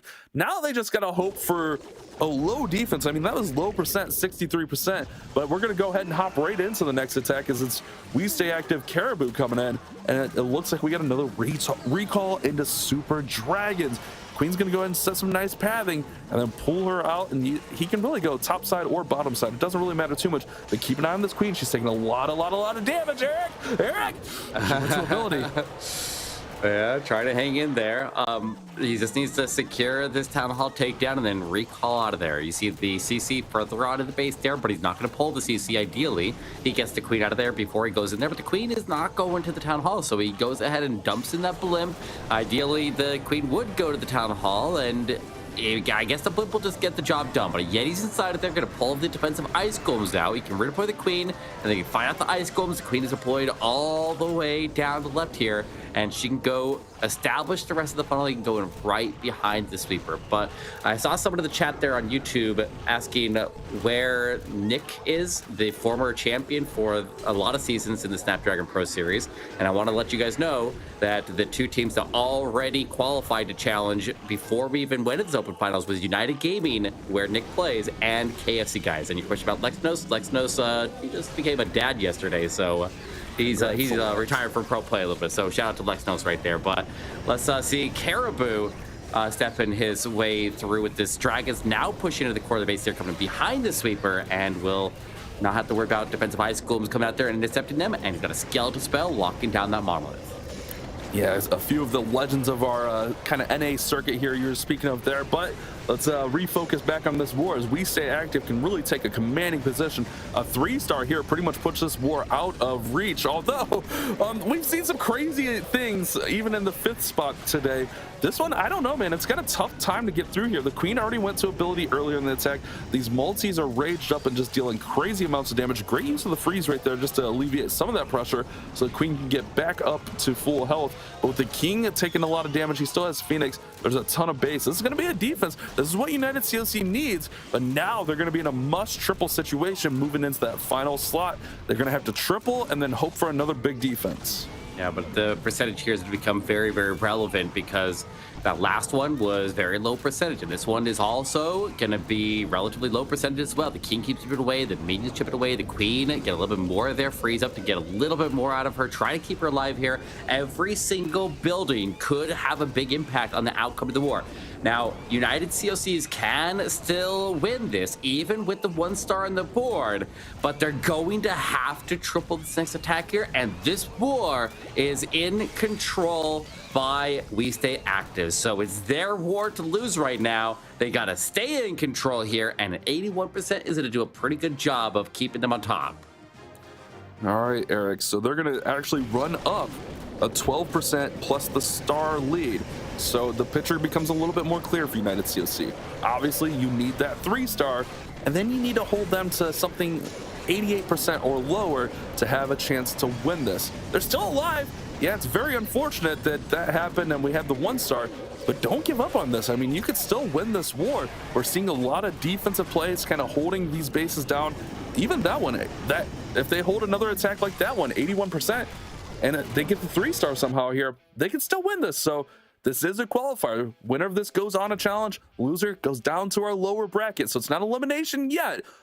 However, our next matches throughout the day, those are all going to be elimination matches, Eric. Yeah, they absolutely are. You got to be careful. You got to win it just now. Don't tempt fate. Don't go down to the lower bracket. And We Stay Active in a very, very good spot right now.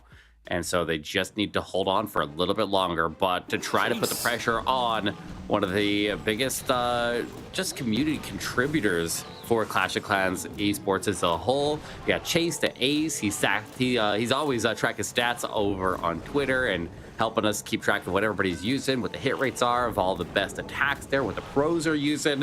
Very, very good person to follow on Twitter.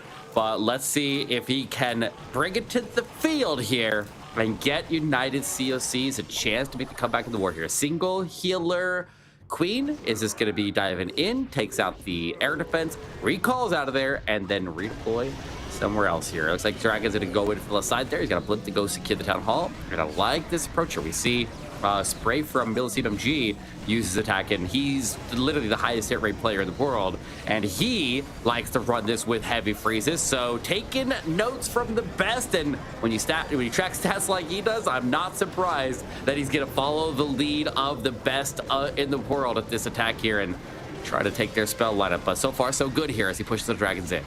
Does lose a couple dragons down low, and that's one thing I was going to mention, Eric. When you're tracking all the stats and kind of keeping up with what's working, what's not working, you kind of have an idea of what you can use. Super drags are a pretty solid attack in general, but you can kind of get an advantage on what's going to work, what's not going to work. I think the issue with this one is that funnel wasn't 100% there on the bottom side, so he lost a little bit of the dragons low. Now he's going to have the king and queen come in, that one healer queen charge. We'll see if the world champion can kind of pair up with this. Needs these dragons just to get through to the multi. I think the world champion can go in there and get the eagle, but if he gets the multi, he does, he might have a chance here. Queen still has ability, king goes to ability now, so it's going to be a tough road ahead, but he's still got a lot of support here for the remainder of this attack.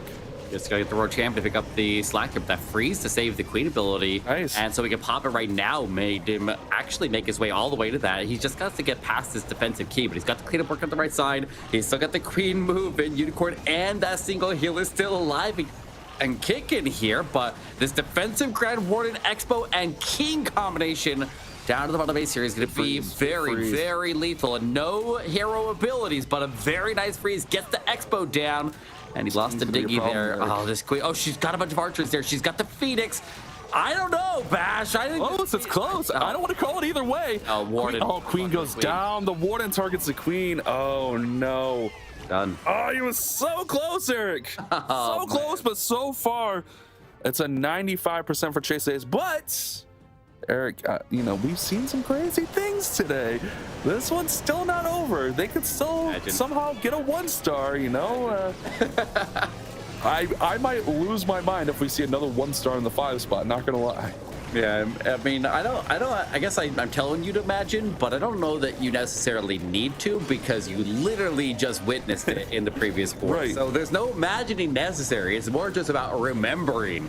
So look at this freeze right here, though. The queen is starting to get overwhelmed, and that freeze onto the Expo was able to get her through a bit further. So almost in the bag there. Imagine if you had like one skeleton spell on the backside to go tank for that defensive king and that defensive grand warden, because that's all the difference. One single spell could have changed the outcome of the attack here. He had a freeze, but a skeleton spell would have proved invaluable in the back end. Yeah, but obviously he had plans for a skeleton spell to help that royal champion get through the mono. It was a really well executed attack. 95% is still really solid.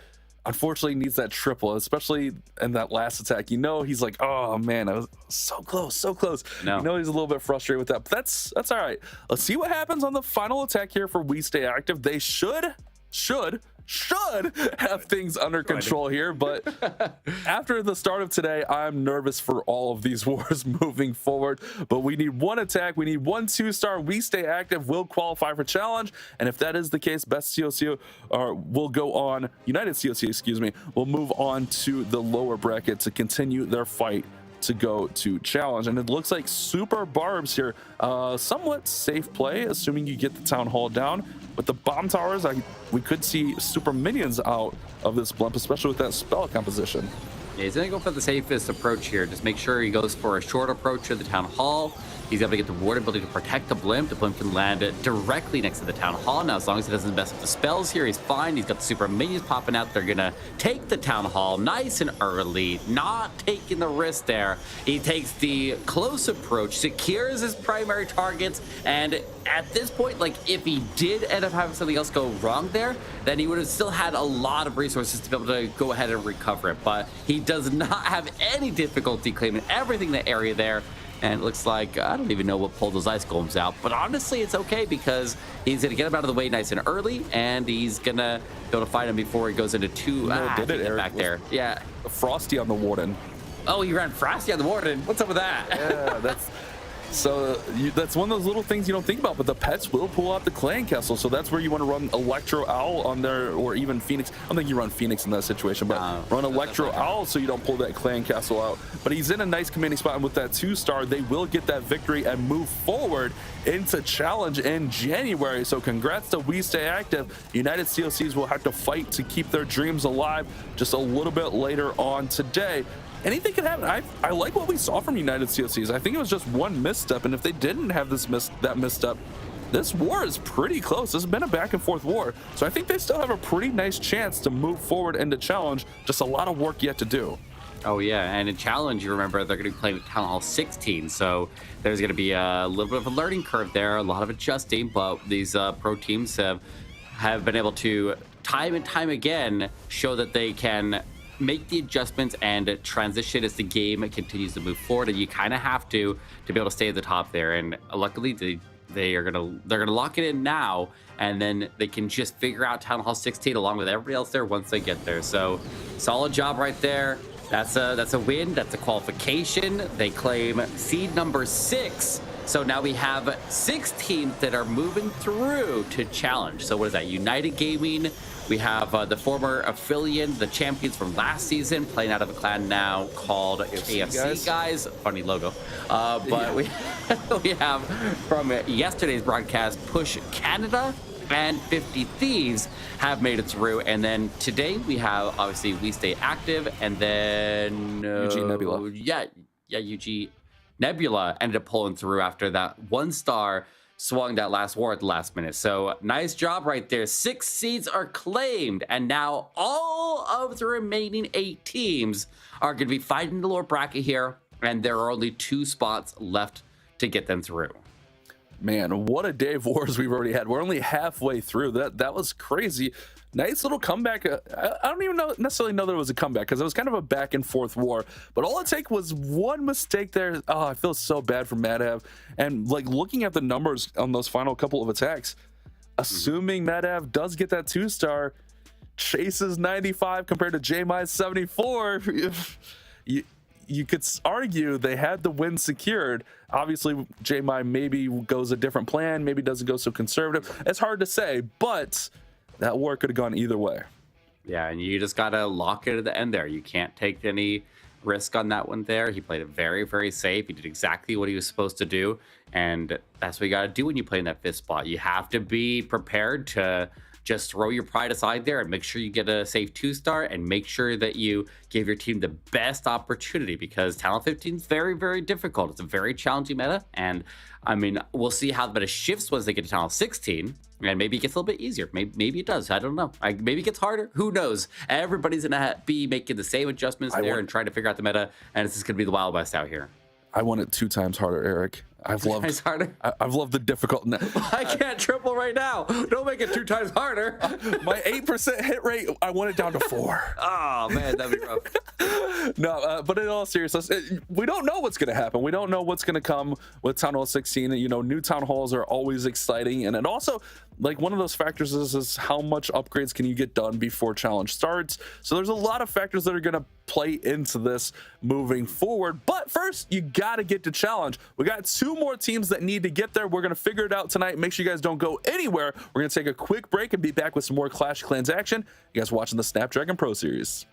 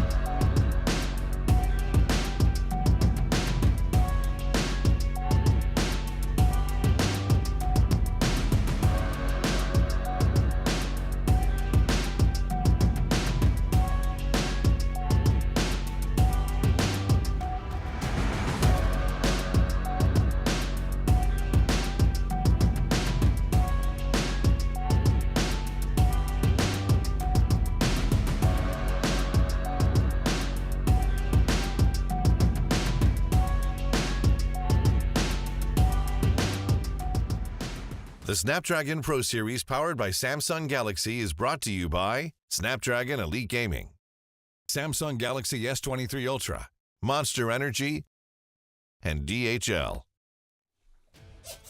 Welcome back to the Snapdragon Pro Series. It is the Clash of Clans NA Open Finals, and we are already halfway through the day. Eric, what have you been thinking of the matches so far? Have they gone pretty much the way you've expected?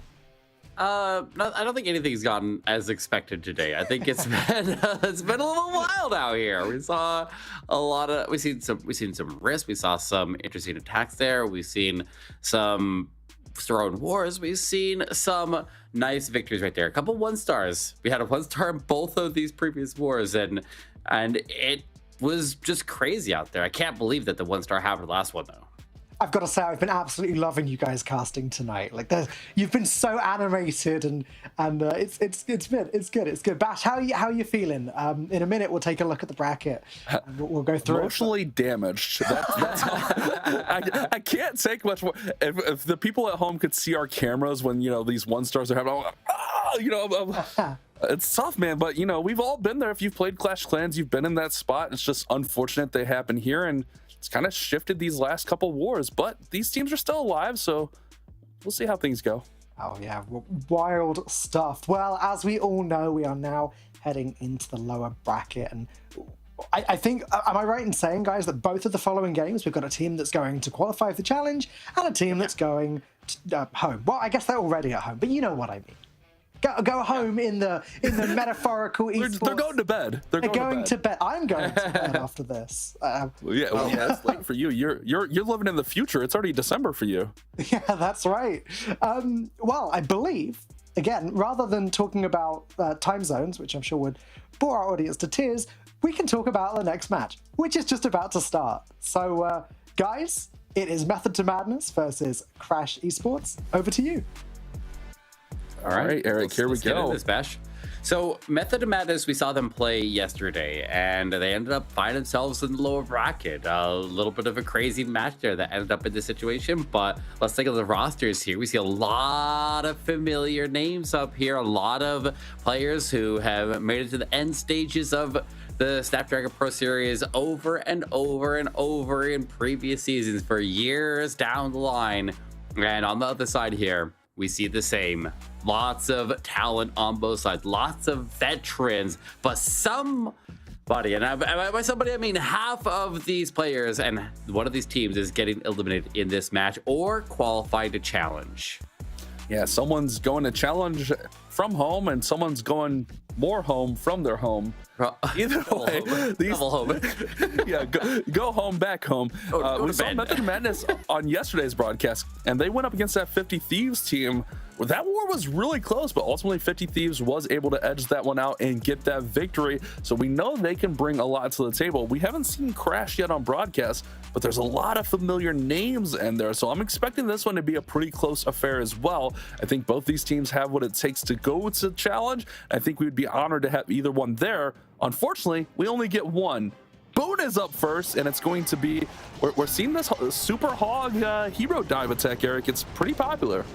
Yeah, just with 2 heal spells. I mean, we see, I don't know why I hadn't seen this in such a long time, and then we've seen it so much so far in this new season here. Like, it feels like a new attack is just kind of breaking the meta, and I don't even know if it's meta because I'm seeing it have mixed success here, and I'd be curious if we had stats on how often that we're able to see the triple on these and across all the pro scene for that matter. Chase, let us know. Chase, get on it. Chase the Ace, our stats guy, along with playing here in our tournament. But let's see what Boone can do. Is he's getting a pretty strong push in here. The Hogs are in at the Eagle Artillery. And this one, man, look at this. This log launcher is getting all the way open to the Town Hall. Queen goes ahead and gets that multi-target Inferno down. And if Queen steps up or these Yetis step up and get the Town Hall before the Hogs get there, that'll be massive for Boone. They then make the approach. Here's all the Yeti bites. Let's see if they can get it. Oh, they don't quite get the Town Hall. All right, but only a small amount of Hogs end up getting hit by the blast there, and they did get the force into it. The Queen still has her ability. The Queen's on the inside of the base there, and she lost a Unicorn right there. It did end up taking one last shot And so the Queen will just keep on marching forward here, but setting kind of poison, soak up the poison. Obviously, that's not going to be helping out our longevity here, but there are a pretty good amount of hogs still out in front of the world champion. He's got a rage, he's got freeze, he's got the resources that he needs. He just needs to manage them correctly into this backside and just get these headhunters in at the right time. They're late, the headhunters are late, and that could cost him some troops here. Okay, he's okay. He's got it. He's got RC ability. RC ability. Yeah, he's fine. I think even though the headhunters were late there, that rage was well placed. It allowed that road champion to be raged up, and also Poison Lizard is in there. So even though the headhunters were late, Poison Lizard did some work under rage, and it's going to be a 3-star for a boom. He wants it bad for the squad. This is how you want to start any war. Teams that start off with a triple, well, I'm not going to say they have a higher chance of winning, but if you start with that triple, obviously it's going to build a lot of confidence for your team moving forward, and that's what you want to see. A nice super hog attack. I love that kill squad. The heroes just got a really nice push up the middle, and on this one, Eric, we've seen the time and time again where the Queen went to the outside. Queen on the inside is a huge impact. Yeah, but you know what it does mean? Momentum. Momentum, baby. Very, very important here for just the psychology of the team here to be able to start off with the triple here, kind of sets the pace for the war. And Boone, I mean, he's a very, very seasoned player here, like you mentioned, but there's so many top end players here. So a lot of the top players in North America are sitting right here in this match. And it's crazy that it's a lower bracket match here. It's crazy that we're going to send one of these teams through, because I would have honestly, looking at the rosters here and looking at all the teams involved, I would have anticipated that both of these teams made it into challenge like they have so many seasons in the past, but it's not going to be possible here. But what we kind of talked about earlier, you know, we've seen some new faces, especially the 50 Thieves squad. Yeah. Method of Madness ran up against them yesterday. It was a close war, but ultimately 50 Thieves came in with that final 3-star from Logan, got the victory, and that put Method of Madness down in the lower bracket. Obviously, they've played well, and they've continued to succeed, and they've gotten to this final match, which this is win or go home. Win and you're in, or go home to bed. It's so awkward because we're remote, but you guys know what I mean. Yeah, I like the sentiment though. You know, you gotta stay in the competition here, because every match that you win, every round that you continue on, the prize money ramps up and up in here. And this match right here is the biggest leap to get into challenge and then continue on to potentially go even further. But now on to the other side here. Crash Esports sends in Nick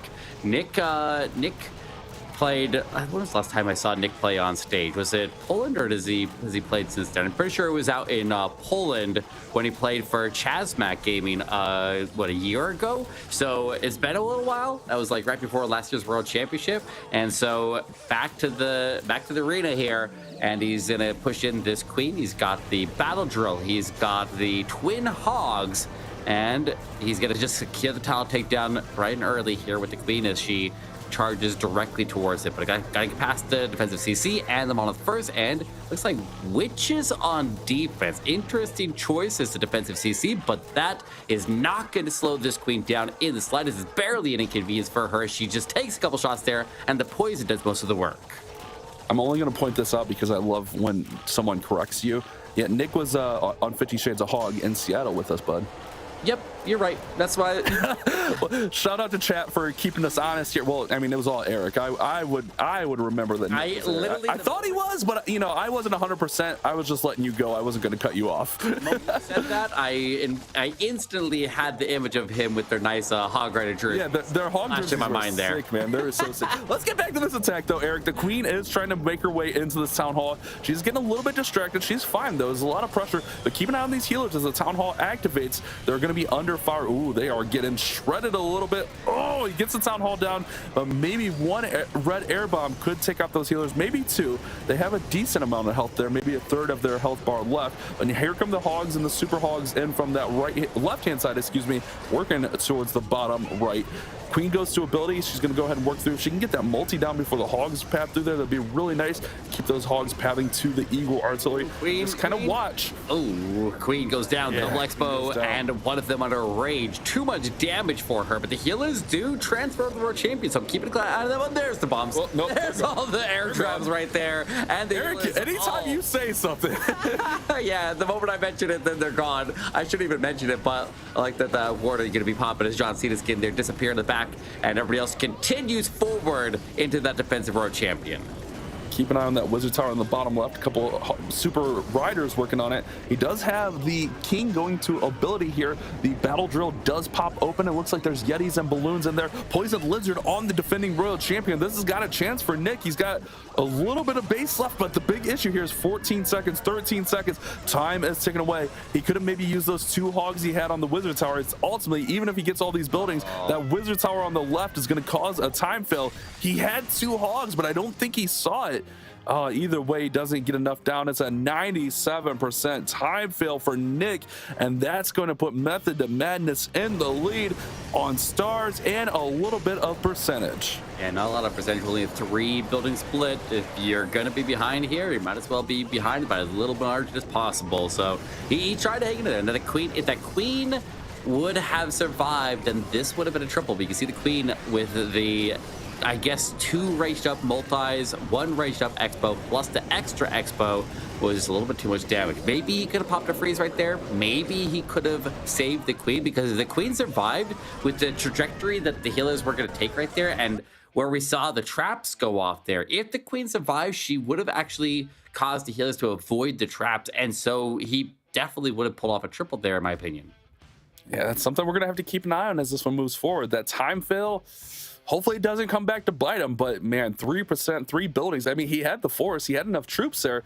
It's just unfortunate when that happens, but that's one of the tough things when you're doing a queen charge, is you got to manage that time. It's so easy to just let that queen go the extra few seconds. And we see Grom coming in with another one of these hero dive super hog attacks. Eric, this is kind of taking over our circuit right here. Past few wars, we're seeing a ton of hogs right now. All right, well, we see the biggest difference of whether this attack seems to go through or not is whether the queen actually goes inside of the base. When the queen walks, this attack fails miserably. In fact, sometimes it 1-stars. And then when the queen cooperates, which she is right now, combines it with the quake there, with the log launcher, get the walls open a little bit easier in the core of the base there, and let those logs just power through and give him the access across the base here. But he's probably not going to be able to secure the tower takedown with the main kill squad here. So the hogs are going to have to get that done. And yeah, the queen, that monolith doing some work here. Yeah, queen pops to the outside. She's going to try to correct her path here by putting in the super hogs, but it might be a little too late here as the monolith gets her through ability. Oh no, the queen goes down instantly from the monolith. He tried to pop the ability, but the monolith shot was already in the air, so it targets that queen and takes her down. Now he's going to have to run these hogs. This is that big risk play. Hogs all the way to the town hall. There's still clan castle troops up as well. I think he's going to be fine securing the town hall, but dealing with these super minions and these rocket balloons is going to be tough. Grom is looking to keep this one alive and keep his team in the lead. Warden ability goes off to protect, but he's got a lot of base over there on the left-hand side with the multi, the scatter, the bow, and that royal champion stuff. It's going to be a tough finish. Just need to get the heroes, specifically that royal champion, to stay alive and protected here and get past the defensive queen. And there's a lot of defensive heroes in the backside, a lot of firepower. Rage Tower was pre-triggered before he gets there, so he does make it into the defensive king. He's got the poison listed. RC ability goes off and clears some of the defenses, but doesn't get a lot of one-shots there, so she's going to be under heavy fire there. Pops that invisibility. Invisibility comes down after she's already gone down and is going to be largely ineffective there to get him through this one. So it's going to be a miss here. And because the last one was a 97%, that means that the bar is clearly set here at a triple that will put Crash Esports into the lead. But even if they get it, it's going to be a pretty small advantage. But I mean, even if Method Madness can pick up a defense of a high percentage, then they're going to be able to sustain their lead here and be in a pretty good spot regardless. So I think either way, we're going to remain with a pretty close war. Yeah, I think this one could really go either way. We've seen both these teams. Even this one, it felt like this one was off a little bit, but it's still very, very close. 92% is nothing to scoff at, but they still have that lead. Crash can make the comeback here. A triple puts Crash in the lead by a few buildings. This one already shaping up to be a back and forth affair. Remember, winner does move on to challenge in January, which will be a brand new meta with Town Hall 16. I don't think we've mentioned that enough. Okay, we've mentioned that every 10 minutes, but you know what I'm saying here, guys. It's going to be brand new. You never know what's going to happen. But also, one of the things I like, that prize money ramps up when you get to challenge phase. So you definitely want to make it through to challenge and keep your dreams alive for the Season 4 championship. Yeah, but you just got to survive this round right here. This is the last round of the lower bracket, and the lower bracket had a lot of rounds in it. So the fact that they were able to survive here, there were matches that were played off broadcast, and so there were teams that were eliminated there in the background while we were watching those other matches going on earlier. And so there's been a lot of behind the scenes action here and teams getting knocked out of the competition. And we didn't get to see them go down, but we get to see one of these two teams. And this one, I mean, already off to a very, very good start here and a lot of exciting attacks here so far. But as we see an opportunity now, we have the chance for this veteran team to be able to pull ahead here and take over Method Madness. We'll have to see if they can make the comeback on this attack. Still plenty of war, so if they don't get the 3-star here, it's not the end of the world, but you realistically, you want to close that gap as soon as possible. I think that's always the big thing.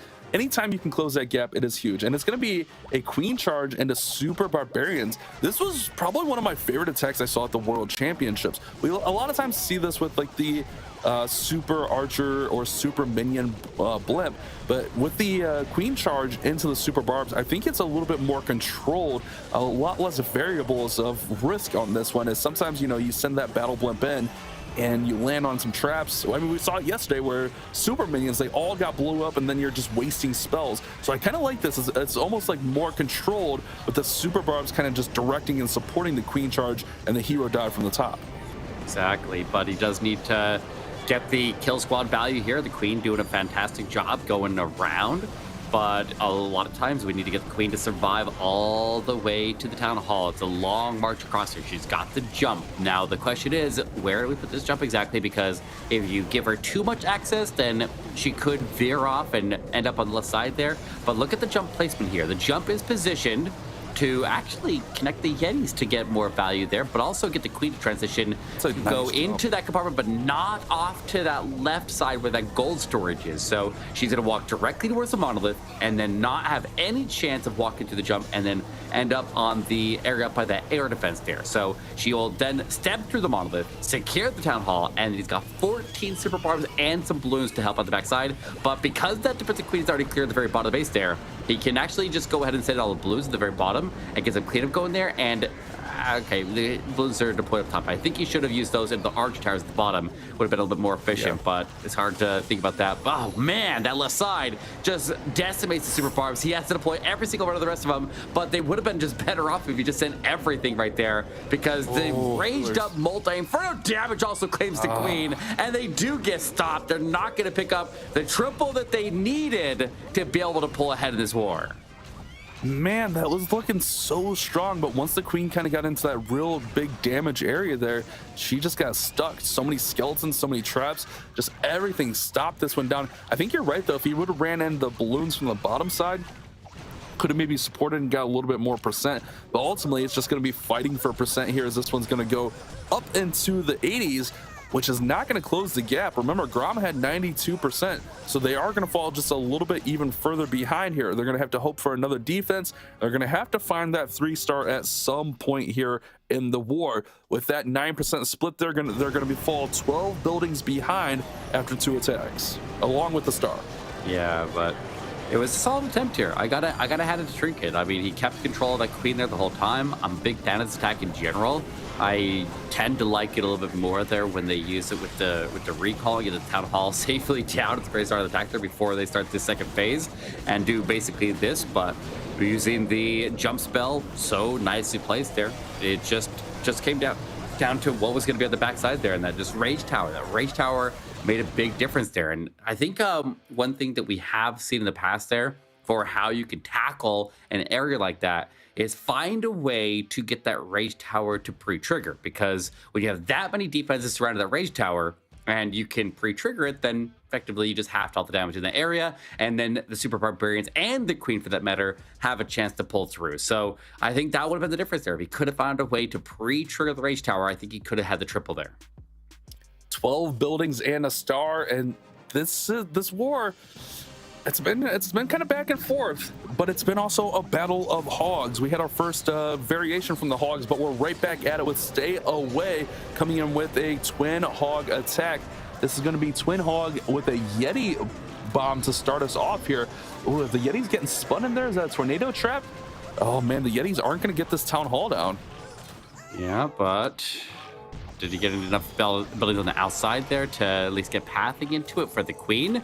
Because you don't necessarily have to get the town hall here if you can make her go into an area where she was going to go anyways. And you can see where she's basically just gotten towards the multi-infernos here. So she could just end up picking up the town hall as collateral.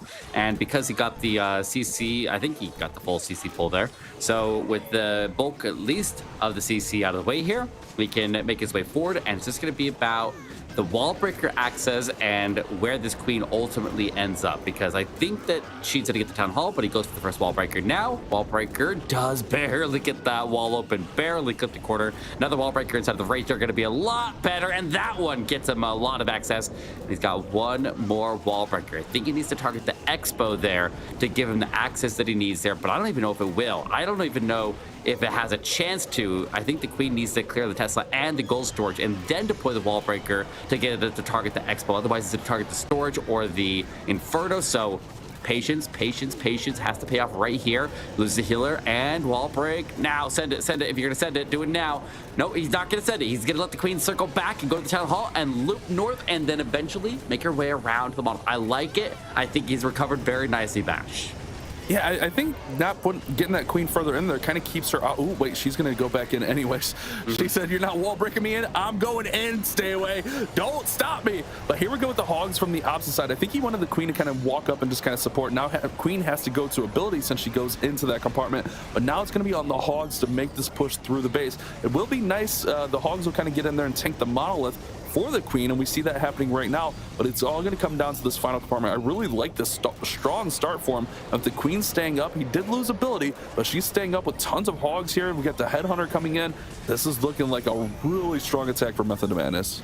And he's got plenty of time as well there. Plenty of cleanup on the backside there. The hogs just sticking behind. He's got more hogs just sweeping through there, staying out in front of the road champion. Is completely overwhelmed. Not only is it overwhelmed, but he's got a swag road champion ability for cleanup as well. So he's got it completely under control there, and he's got plenty of time to go back and get that last collector. So triple on the board here, a second one for Method of Madness. And we need to see an immediate response here from Crash Esports, or they are threatened at elimination here. Yeah, they really don't have a choice. With this being the third attack, they have to start responding with 3 stars. They're already down on percentage. Anything short of 3-star, they'll fall way further behind. So yeah, you have to get the 3-star. They've been close. It's not like they've been far away. It's not like they're like absolutely trailing in this war. But we saw yesterday, man, this Method of Madness squad is really, really strong, really, really solid. So we'll have to see if Crash can actually overcome them. But the defenses have been the story here. They haven't been massive defensives, but Method of Madness is holding on and keeping them at bay, and that's what they need to continue to do to continue maintaining this lead. 2 stars up. Let's see if they can finish it. Yeah, but I mean, Crash is, I mean, they're down.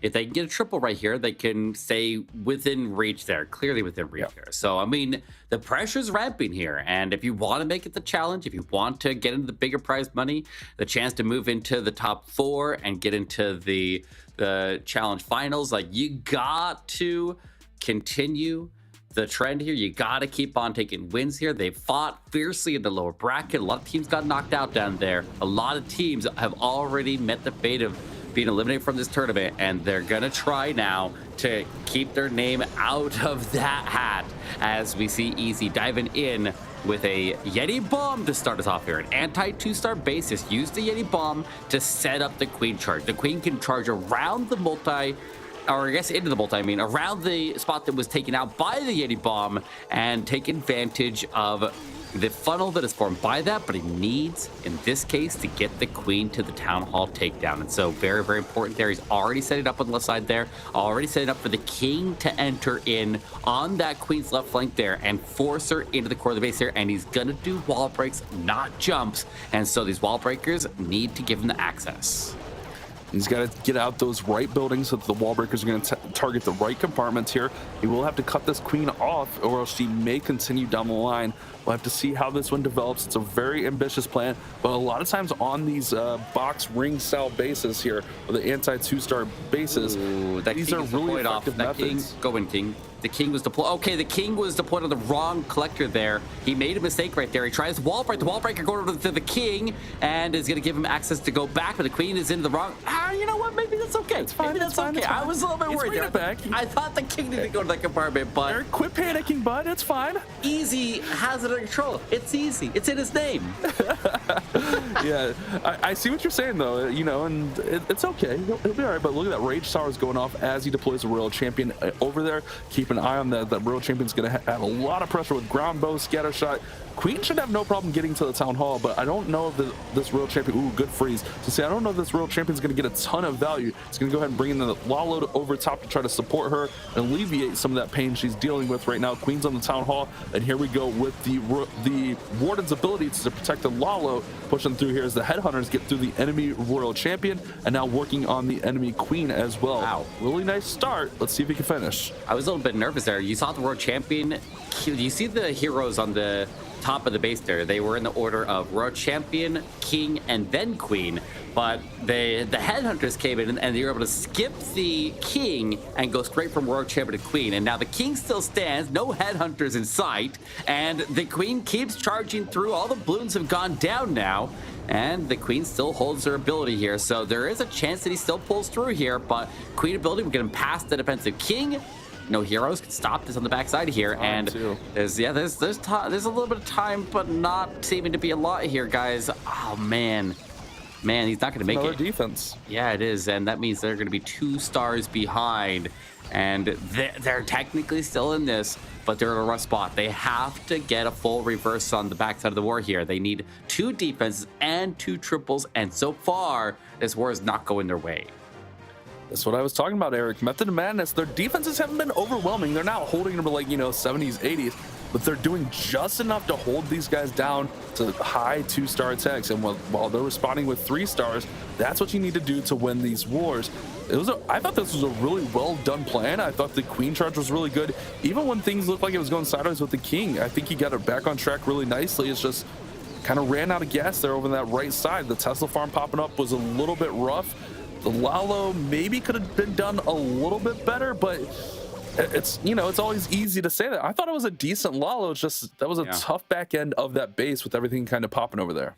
It didn't seem like the Lalo should have been stopped there. It looked like it was going to keep on charging through. I don't even, I'm trying to figure out what caused the Blues to even die there. Like, it seemed like there was not a lot of threats there, and they just all got melted anyway. So I think there was definitely some potential there. I like the plan overall, but now over the other side here, they're going to need a defense if they want to be able to have a chance to do in this war, and that means they got to stop Lord Kirk right here. He's going in for, looks like a Yeti bomb with clone. Okay, a clone Yeti bomb there, and investing the warden and the balloons into it, and it looks like he's able to get the CC pull there. He clears out the entire compartment and reaching out. Oh my goodness! Reaches all the way over the walls there, picks up the monolith on the other side of the clan castle. All right, you know what? That was definitely worth the clone to make those Yetis get a bit further.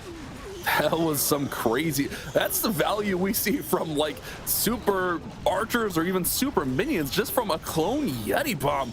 Well done to identify that value and get it done. Now he's going to go ahead and run in the heroes. The Electro Titan supports the Queen to take out those super minions, and he's got a strong push in here with the 22 super barbs, 3 skeleton spells. I like the 3 skeleton spells here. He should be able to control the back end of this base. I also like this jump to kind of dictate where he wants the heroes. He doesn't want them going up to that clan castle. He wants them going in right for the town hall.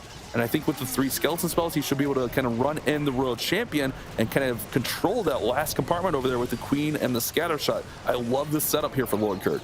Yeah, like the king pops the ability there as the as he makes their approach to the town hall, makes the queen did not take a lot of damage there. All the barbarians held attention to the beams for a bit, and the queen was able to preserve her HP a bit there. She didn't even have to burn her ability to get through the town hall, but she still got the poison. Now he's got a skeletal spell on the backside, super barb swarming him from every different angle, and you know what? I'm not even that surprised here that he's overwhelmed with the backside, because after that initial setup, he was set for a triple out of the gate, and I can't even imagine that I would be baffled to think that he expected the Yetis to jump the wall and get that monolith down. But you know what? He will absolutely take it. It's another triple for Method of Madness. They were already up by 2 stars. Look at extend their lead now, and they are pushing for a potential 14-star war right now, which would be a great way to step into challenge. Method of Madness is hungry, and Lord Kirk is out here feasting. What a blimp on this one. Man, I don't think we've seen Super Archer, Super Minion blimps get as much value as that in previous hits, or really close to that with all of the spells being used for it. That is a crazy value blimp and just set up the pathing so nicely. Well done for Lord Kirk, and Method to Madness has come to play in this war. They're not backing down from Crash Esports, and it's all but impossible for them to come back at this point, barring something catastrophic. Which, Eric, we have seen some things, but I think that Method to Madness has this one under control. Yeah, they're looking really, really good here, and I just want to see how high they can ride this score up here. I want to see if they can hit 14 stars there. Not an easy thing to do. There's only a couple teams in the world who can consistently get into that 60% plus hit rate there, and if they could just kind of just toss their name into that arena there, then that would be a pretty impressive spot to put yourself there to be able to push an 80% hit rate in this war. It's a very rare thing. It's a very, very rare thing to push that high here in this Town Hall 50 meta, which is very unforgiving, very difficult to get any triples on the board there, nonetheless that many, and so a very strong showing here for Method of Madness. I remember their miss was a 92, so they've been pretty on point this whole war. They've had a lot of different creative hits, a lot of really strong hits. I like what they're doing. They're not just, doing cookie cutter stuff. They're kind of thinking outside the box, attacking these bases where they see weaknesses. It's working out really well for them. And counter to that, their defense has been on point. Yeah, they're giving up some percent, but they're having really good jobs stopping Crash Esports from getting the final star, getting that 3rd star. But it's going to be Ethan coming in next, and it's going to be a Queen Charge recall into Super Barbarians. So Queen's going to go in here. She does have to deal with this enemy king early, so something to keep an eye on. But let's see how Ethan sets this one up as he'll pull her out. He does have to commit a rage spell, so maybe a little bit more than he was hoping for there. All right, well, he just needs to get the town hall down nice and early here. The queen can dive in after it, and as long as she doesn't take too long to get to it and he has them to force extra spells here, then he should be a good spot. But okay, all right, well, this queen, okay, she goes to it now and goes invisible, does not burn her ability, not investing in extra rage, and she pops her ability there, but I feel like that was probably the right call, though. I think he made the right decision, and he's just not going to waste ability there. He's going to recall her immediately after popping the ability there. Lets her coast to a couple more defenses, lets her finish using that ability, and then gets her out of there. Because if you pull her out there while she has a Royal Cloak active, then you're just kind of wasting it. So better just grab the couple extra defenses for an extra couple seconds, and we'll see now if he can keep this moving here as he puts in the king. Warden with the king, very, very important here with Super Barbs. Super Barbs, since they tend to become a little bit more spread out, then you want to maximize your king value and make sure that he leads the charge to the base here. And then when you pop his ability, pair it with the Warden, give just a moment for the Barbarians to spawn, then pop the Warden ability so you can maximize how many of these Barbarians stay protected. So now would be a good time. There we go. Maybe? Yep. Maybe, yeah, okay, that's a good amount of protection there, and he gets the Road Champion caught with it as well. And the Titan clears the defensive Lava Hound, which is just icing on the cake. That's one of the things we've seen, especially in the World Championships, is a lot of these pro players, they're going to pair that Warden ability with the Barbarian King's ability to get all that protection. Oh, look at the back end of this base. That is nasty. Tesla Farm raged up here, and it is eating these troops alive. World Champion goes down. Yetis do pop out of the battle drill. Queen Queen is maintaining here, but this is a tough back end of the base. And that's what it seems like on all of these Method of Madness bases. They have a really strong start, and then they just get to a point where the bases just kind of wake up and shut it down. Yeah, but he did get the defensive Queen swarmed there with super barbs and then a headhunter to make sure they got that out of the way. And with the rage tower are already out of the way, so he doesn't have to worry about the damage of the defense getting doubled here on the Queen.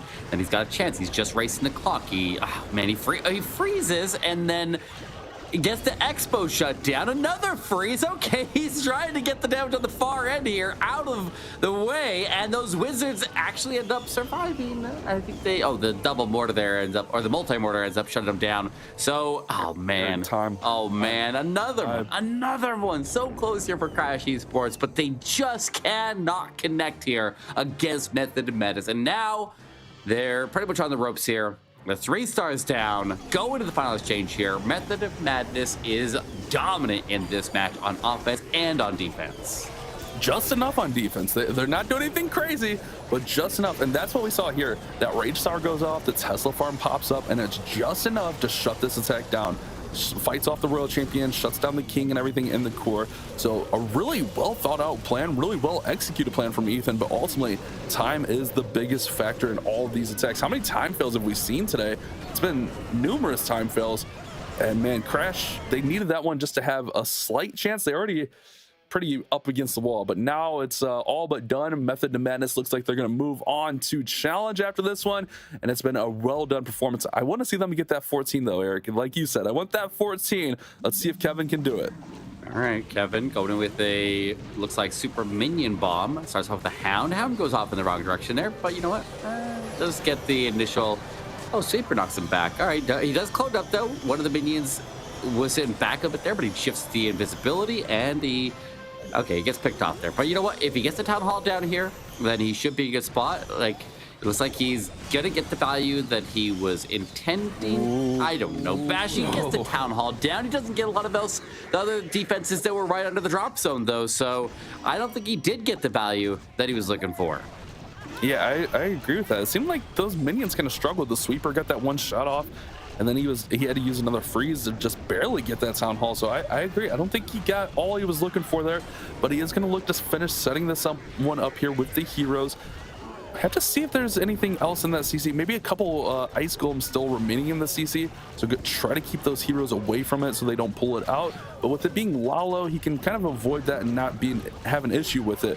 All of the archers are down, but let's see how much value these heroes can get to set up the pathing for this Lalo. Yeah, but at least he got the Town Hall down. So like, he plays it safe. He just gets that first star there no matter what. Locks in the win, which is the most important thing here. So regardless of the outcome of this attack, it is going to be a win for Method of Madness. We're expecting that pretty heavily there, and that means that they do claim seat number 7 to move on to challenge. So we have one more seed and one more team that will survive in the lower bracket, but Crash Esports is officially eliminated here, and Kevin just keeps on marching forward here. The world champion goes the artillery, the Queen trying to hang on there, but she will meet her end as she clears the compartment that she was in, but leaves that multi-inferno stab. The world champion's on a beeline to go towards it, and with the Town Hall already out of the way and coming in behind the Sweepers, the Lalo is looking pretty solid, and the RC ability still intact will clear all those Sweepers out of the way and make sure that he keeps marching forward smoothly. This is looking really strong for Kevin. Maybe not the setup he was looking for, but ultimately the Lalo was good. Nice patience, letting the RC kind of clear out and set up the pathing. It's just an air defense and a wizard tower down there. He's going to go ahead and collapse in with a couple more remaining balloons. Plenty of minions and frozen lava pups up there to clean up. I think this is going to be another 3-star. Method of Madness, man. They are looking really good so far. Well, I guess not so far here at the end. Looking good when it matters most to get that final, or not final spot, the 7th spot into our challenge in January. So big congrats to them. A really strong performance. Yeah, very, very good there. And I was concerned that the defensive ward and the Expo were going to cause some problems for the heroes, but obviously it was not a problem for the Lalo there. So just kind of coasted his way into it, barely slowed him down, and the heroes were able to get the value they needed even against the defenses there, potentially striking away there. You see that Expo that took out the Queen. And so it did ultimately cause a little problem there, but the World Champions able to pick up the slack there, come to the top side. Just overall, he had a good plan going into this attack here. He had everything under control there, good spell placement, good patience with his Lalo, and just let it just kind of march his way forward, only investing extra resources at the points that he had the biggest threats there. In the multi, investing the wardens, the freezes, everything that needs to get through those most critical defenses, and then just coasting at everything else there. Not rushing, not wasting resources, use it only when necessary. Yeah, not panicking. Keep it alive. Very nice attack. Method of Madness, a really strong performance. You talked about it. It's tough to get to that 14-star mark, and their miss was 92? Yeah, so they've been pretty on point throughout this war. A really strong performance for them. Now, obviously, Crash Esports going to look just to finish strong and keep their head held high. It's going to be Loch Ness coming in, and we have a zap into Electro Titans. A really kind of traditional approach to this attack. But when this is done right, it can do really well. Keep an eye on these mortars, as most of the time you're going to see the Flinger come in for the Town Hall, but with those two mortars there, maybe we see something a little bit different. Yeah, just need to get this Flame Flinger to get through there, and the Warden will tank one of the mortars, so he's got that under control. He's got a Yeti as well, and Yeti can get the other one under control, but I feel like he needs to kind of stack the Warden and the Flame Flinger to make them go in together. But, I mean, maybe he could get the mortar directly targeted with the Flame Flinger and deploy it a little bit up higher. If he can get it directly targeted, then with a Yeti tanking, he could just lock directly onto it and get out of the way, and then he can continue his march towards the Town Hall. But one way or another, what we always are looking for this attack here is we use the lightning in a position where it causes a lot of separation between where the Titans are going to move and the Town Hall. We do not want the Town Hall that is activated by the Earthquake to damage the Titan. So a lot of separation here, and there's the Flame Flinger to make his way forward there. But you know what? I actually do like the Flame Flinger position because that hitbox on the multi-Inferno is so small that every strike that the Flame Flinger takes at that, it's also going to damage up the multi-mortar. The Battle is going to try to save it, but there's a lot more HP on the Inferno than there is on the mortar, so they should both go down together, and that means that Flame Flinger is going to be delivered to the Town Hall very, very smoothly. I like what we're seeing here, Bash. But the Battle Builder doesn't work, though. Yeah, I was going to say, the mortar's going to get a couple shots, but with the Fire Spirits already down and more Fire Spirits incoming, this shouldn't be too bad. Maybe here it goes down. Okay. Yeah. Right, but it's going to have... So the Flame Flinger will have enough hit points to get the Town Hall down. Meanwhile, the Titans and everything have kind of worked through, and it seems like they've faded a little bit. We still got a couple Titans in there. We still got plenty of healers. Queen's pretty healthy up there.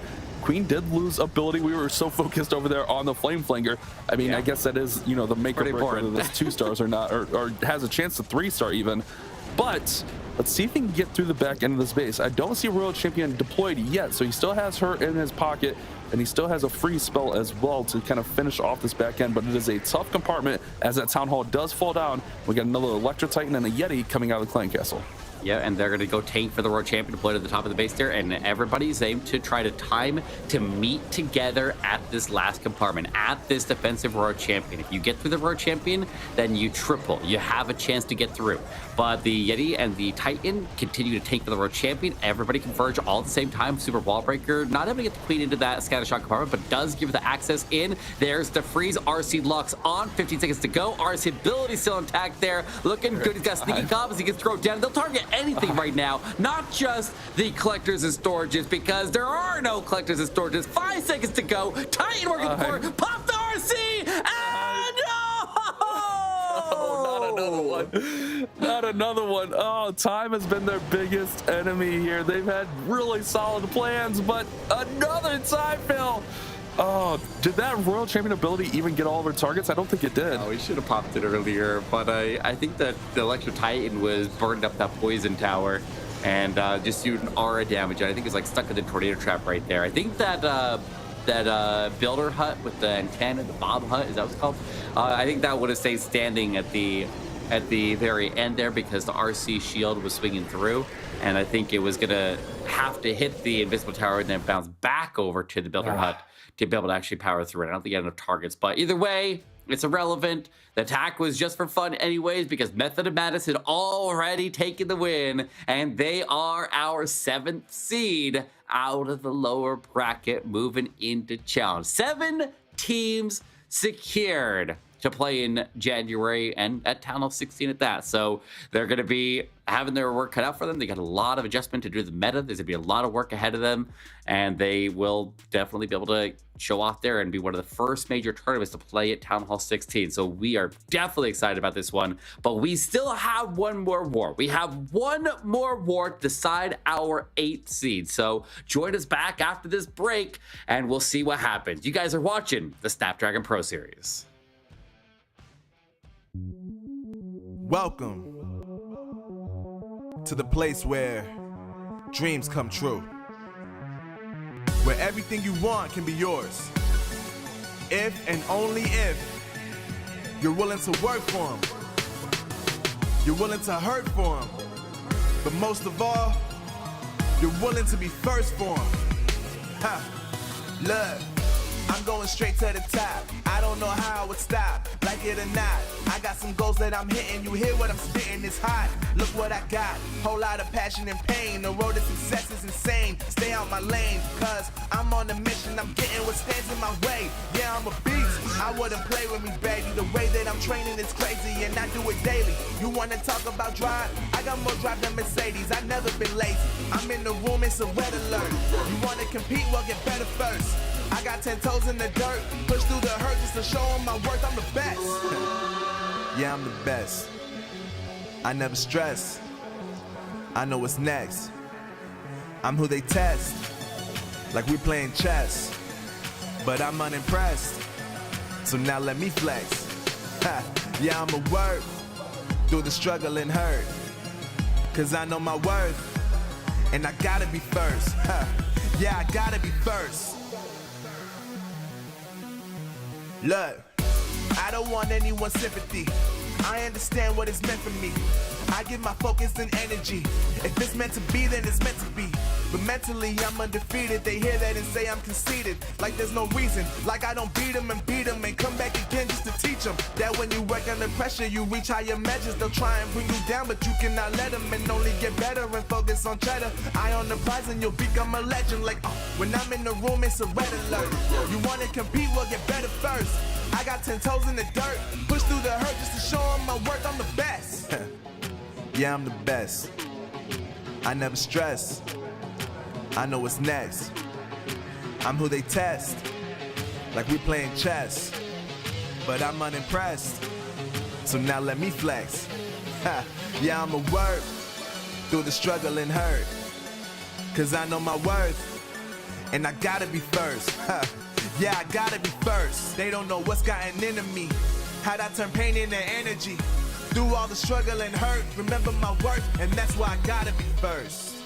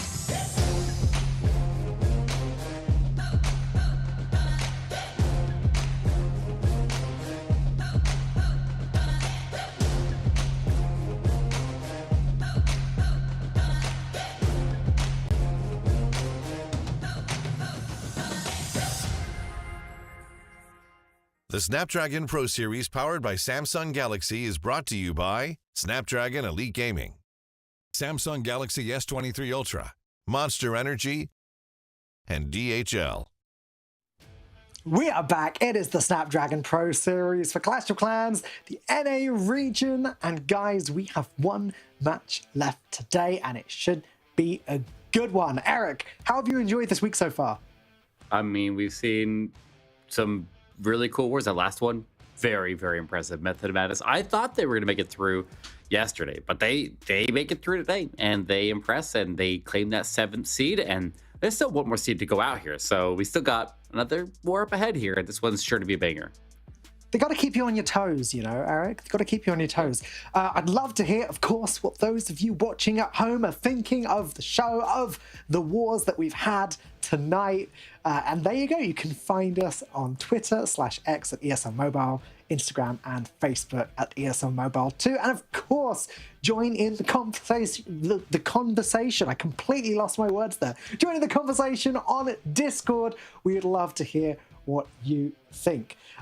We have some of the best replays from tonight to fill you in if you missed it or if you want to relive some of the best moments. So Bash, why don't you take it away and remind us what we've been through? Yeah, absolutely. UG Nebula came out very strong, but Underworld X, who we're going to see in this upcoming war, they are really just one misstep away. Speaking of which, we do have that longer break, and we're recapping a little bit here as we get the final preparations for this final war. We had to wait for things to settle, just in case you guys are wondering out there. We're getting right back into the action as soon as we can. You know, there's war prep and stuff, Eric. We got to get everything set up.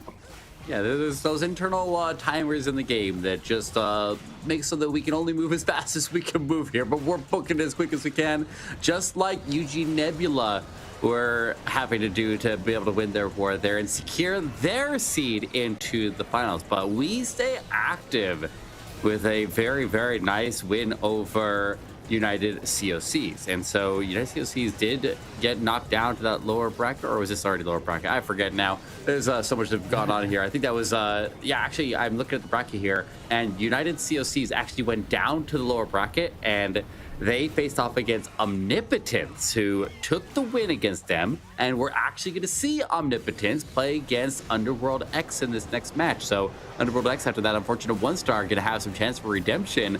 But as you see, Method of Madness in this war here, we're able to claim that other lower bracket seed, get 14 stars on the board, and a very, very impressive showing for them. Yeah, I think that last one was actually upper bracket, Eric. This is our first lower bracket match, and then we'll have our second one. But it's okay, buddy. I'm here for you. You're right. Yeah, that's what I mean. I'm here for you, buddy. I'm United here for you. COCs played in the upper bracket. They lost. They went down. They landed on Omnipotence, who was playing deep in the lower bracket. Lost again, and 2 in a row, and they're out. And Omnipotence has made it into the final round. Yeah, and you know, it's important to recap those things and let everyone know what's going on here as we have our final war under preparation. We will have that final matchup to decide who will be into our challenge phase. We have one more team to qualify, and it's going to be either Underworld X or Omnipotence, 2 really familiar names in this NA circuit. We'll have to see what they're bringing to the table. We already saw Underworld X earlier today, and really, man, they were so close, just one misstep away from really advancing. Yeah, but they're going to have another chance here, and that's the advantage of making it as far as they did in the upper bracket. So they had to go down. They had to win that war. Looks like I'm seeing that they faced Dark Force Gaming. We saw play yesterday, and Dark Force was also stacked with a lot of big players there. So I see the Underworld X had to power through them. So both of these next 2 teams had to go through some pretty tough teams to be able to reach this last round of this final elimination. But only one of them will claim the 8th seed and play in challenge during January at Town Hall 16. Shall we have a little look at the bracket and just see all of that illustrated before our very eyes? There you go. There is the upper bracket completed. As in a moment, we're going to take a look at the lower bracket, and that's where the action has really taken place tonight. Guys, I'm going to just out my Britishness for a second. Omnipotence, right? Omnipotence, yeah. Right? Because I would say omnipotence. Yeah. Unless I've been calling it wrong there. I say omnipotence. Yeah, I say omnipotence also. No, I think you're right. But I think I think can it you is say it again genuinely how you would just say like it? an American and British It says translation. omnipotence, which is, Yeah. I mean, I guess I can see it either way there. It's you got to put the emphasis on the right word, on the right. Emphasis. Very good, very good. So, We can go guys, down a whole path here. Let's focus. yes. Predictions. Let's talk predictions. Which team is going to qualify? Bash, what do you think? Oh, why you gotta put me on the spot first? Well, obviously we haven't seen Omni. I'll play it safe there in case we're pronouncing it wrong. We haven't seen Omni yet. They are a really solid roster. I personally like what we saw from Underworld X earlier. I think if they clean up the mistakes, I think they have a chance. This should be a really good war. But if you're forcing me to pick, I guess I'm going Underworld X. Okay. I'm gonna go Omni on this one here. I cheated while you were chatting, and I went and looked up their roster, and I mean it's a pretty impressive roster. I'm so with sorry a lot that of- you just guys got jinxed. Oh, this is good. This is good. I It's think- always more I think interesting when the it's- casters disagree on this. I think they could go either way here. I think this is a very, very even match. between Agreed. them. Agreed. All right, guys. Well, I think that the next match is just about ready, so I'm going to get out of the way and leave it to you. The final match of the week starts now. Here we go, guys. It's gonna be Underworld X and Omnipotence or Omnipotence. I think we're going Omnipotence. That's how we've always gone with it. Yeah. I do love the perspective though. We saw Underworld X earlier with their roster: Panda X, Elmaxu, Omar, Loki, Sam, and T King. They came out swinging. They put up a really nice war. They just had that one in the 5 spot. That one just really sketchy plan. On the converse of that, we got Omnipotence with Troy Gomar, Zenikul, TJ, Genghis Khan, Jack, and Joey and Goose. So you're right. We've seen all of these players in this circuit for multiple seasons now. So this one definitely can go either way. That's why, if you're forcing me to pick, I'm just going on what I saw earlier today. Yeah, and I think we've seen both of these teams make it a challenge many times in previous seasons. So we know that they are both 100% capable of getting there, and obviously one of them will. So let's dive in. Here we go. The final match of the night, the final match of the Snapdragon Pro Series Open Finals here. And we will send one of these teams on to join the other 7 and play in January at Town Hall 16, where they will continue to play and ramp up their prizes. So Omar in with a Queen Charge to start us off here, and he's got Electric Dragons and a very, very compact base here. And also, he's got a pretty good chains, I'd say, all throughout here for E-Drags to just level through the court if he can keep them alive and deliver them where he needs them. And that's what you're looking for with the E-Drags. You really want those chains, so when you're raging them up, they're dealing massive damage. They're chaining to multiple targets at once, and this base looks pretty connected through the middle. I think this should set up really nicely. The Queen kind of put back in an awkward spot here, but I think it should be able to kind of push the heroes where he wants to and kind of keep them away from the clan castle. You talk about this a lot, Eric, where you want to get that clan castle down with the dragons or whatever air troops you're using, so you don't have to worry about if it is ice golems, the heroes getting caught up on those ice golems. But here we go. Warden's ability is going to protect the battle web and all the dragons and loons as he pushes through here. Freeze on the CC. I think maybe missed on that freeze. I'm not sure there, but he freezes again. What is he doing with these freezes?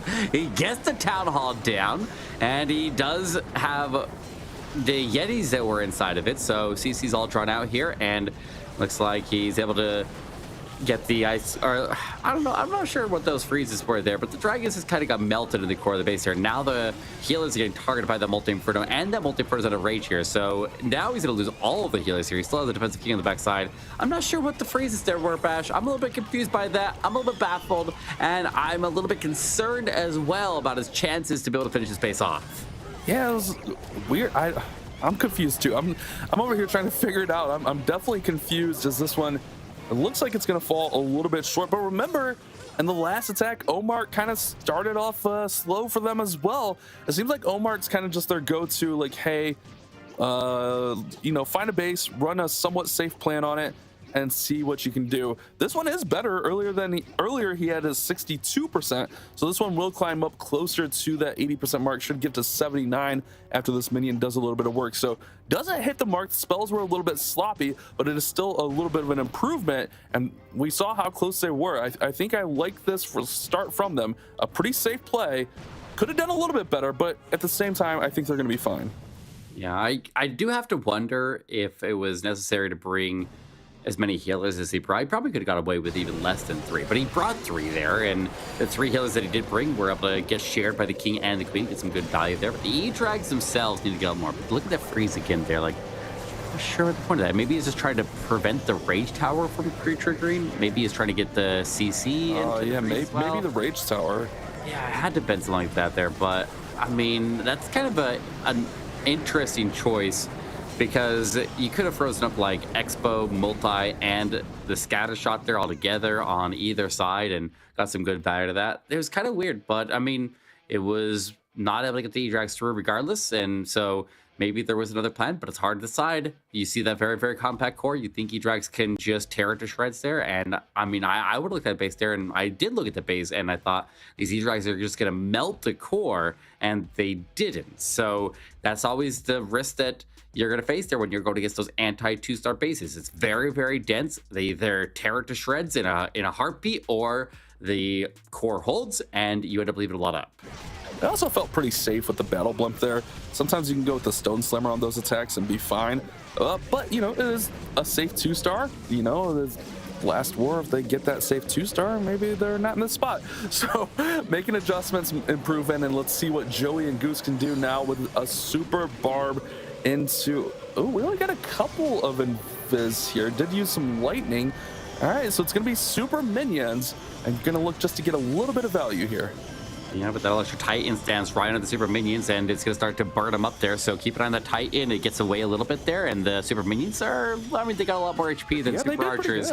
And so they actually take that defensive Titan down. And that's interesting, because when we see a lot of Super Archer bomb attacks there, you can run the Titan on defense, and if it stands next to Super Archers, it ends up melting them. But in this case, the Super Minions have a little bit more HP than Super Archers would, so just changing things up there, and he's able to get a pretty solid amount of the base there down, and now he can march his way forward with the heroes. And he did use the Warden to set that up, so he does not have the Warden now to support his heroes, and looks like another Ice Golem going to pop out of there and intercept him just a little bit, but he's going to have his work cut out for the heroes, and he's not going to have a ton of protection. So the Super Barbs here need to give the protection on the outside of the base there. They need to get this Monolith under control specifically.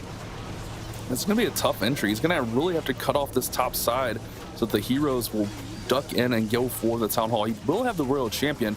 With that Monolith being there, this could be a little bit of an issue. I have to see if he can get the Queen to path in there. Obviously, Queen with ability would be able to take that Town Hall down without any issue, and she does duck right in there. So Queen with ability will be able to secure that Town Hall, but there's still a ton of base up and not too many troops remaining. Royal Champion does finally come in. She'll be able to come over and help out with the bows and the Teslas, but with that Rage Tower going off, it's going to make things a lot more difficult.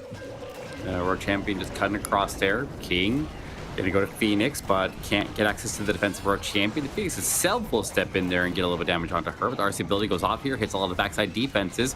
Lots of Super Barbs still moving on the outside of the base. They're trying to do what they can, but here comes a Headhunter. This has to be timed critically, and it is able to arrive and get some poison down. Takes that defensive Royal Champion. The scatter shot doing heavy shots there, and Diggy's still alive there. Diggy's gonna get the stun. He does get a lot of troops inside them in range. He does get the scatter shot under control here, and a lot of troops are just hiding in the dead zone, but he's not gonna have enough time to finish it, so it's gonna end up being a defense. He's got a couple of troops here still moving. Diggy trying to do what he can, but you know, one Super Barb is always going to be live here, and definitely not going to have enough time nor enough force to get through this battle builder. And that means that Omni is going to be starting off with a miss, but it is a high enough percentage that they're gonna have advantage, and they will start with the lead. Yeah, they're gonna have a pretty significant lead as well, 18%, which that's pretty massive, but that really just means Underworld X is going to be looking for those 3-star attacks to kind of bounce back. And also, It's stars first, Eric. If you can take the lead on stars, the percent doesn't matter. So ultimately, if they can get some triples on the board, we saw T-King doing some really positive things in their last war. We see him on defense here. So a lot of war yet to be played. This one could still go either way.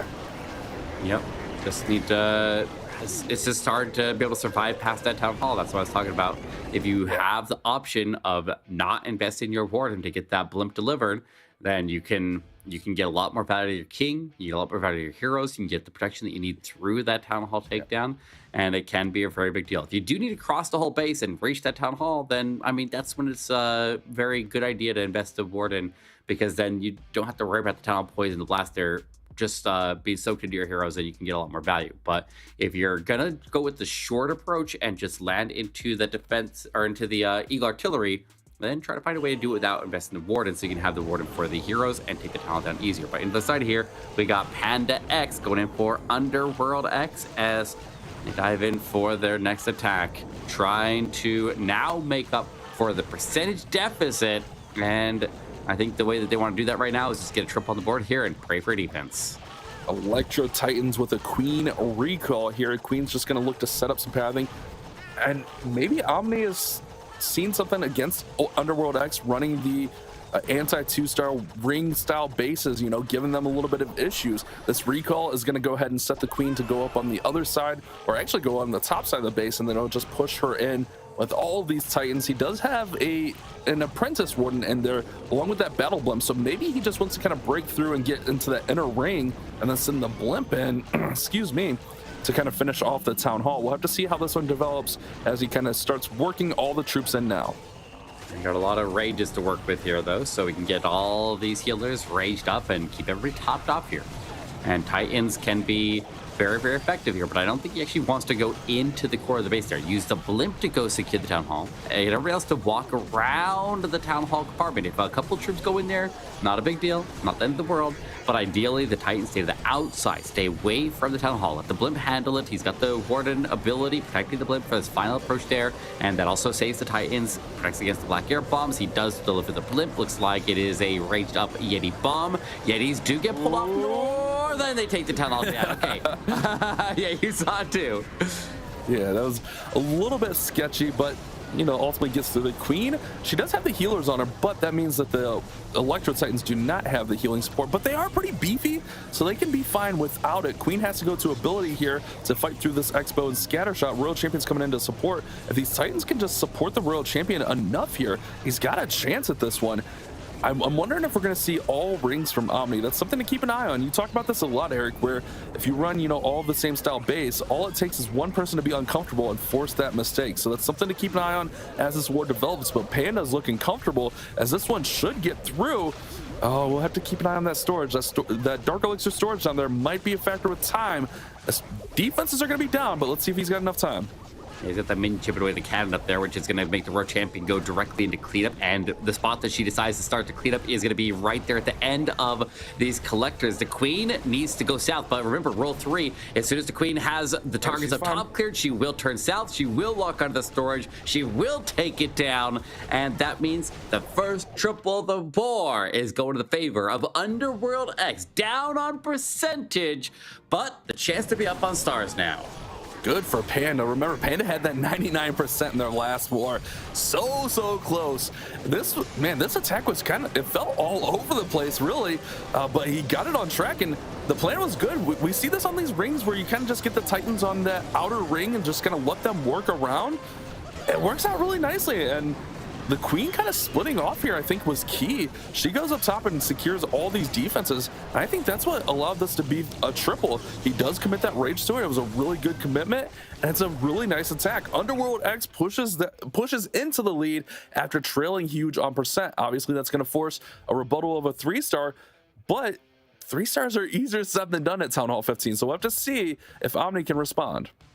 Well, what's interesting is I don't remember which team it was against, but when we were watching the World Championship qualifiers right before they went out to Finland, the Surut team had a lot of those anti 2-star bases toward them, all one war, and they just use Titans against every single one with that exact same approach that we just saw. We know it is proven, it is effective, and it is a very nice way to be able to combat that if you have a lot of players that can be comfortable with Titans. And a lot of people are tending to be comfortable with Titans because it's a relatively simple setup and it's a great way to take down those bases. But Oscar Gonzalez is on a mission to make the same thing happen on the other side. Ranged up Yeti bomb, dives into that multi-inferno compartment, use the multi-inferno compartment as a funneling point there, and use it to control the pathing of the Queen. With the funnel down the line, the Queen steps into the scatter shot, gets the defensive world champion down, and he's got a jump that he can use to transition over to that town hall compartment. And now the question is, where do we put the jump exactly? I feel like you gotta put it a little bit closer to the bomb tower. Don't open up the expo.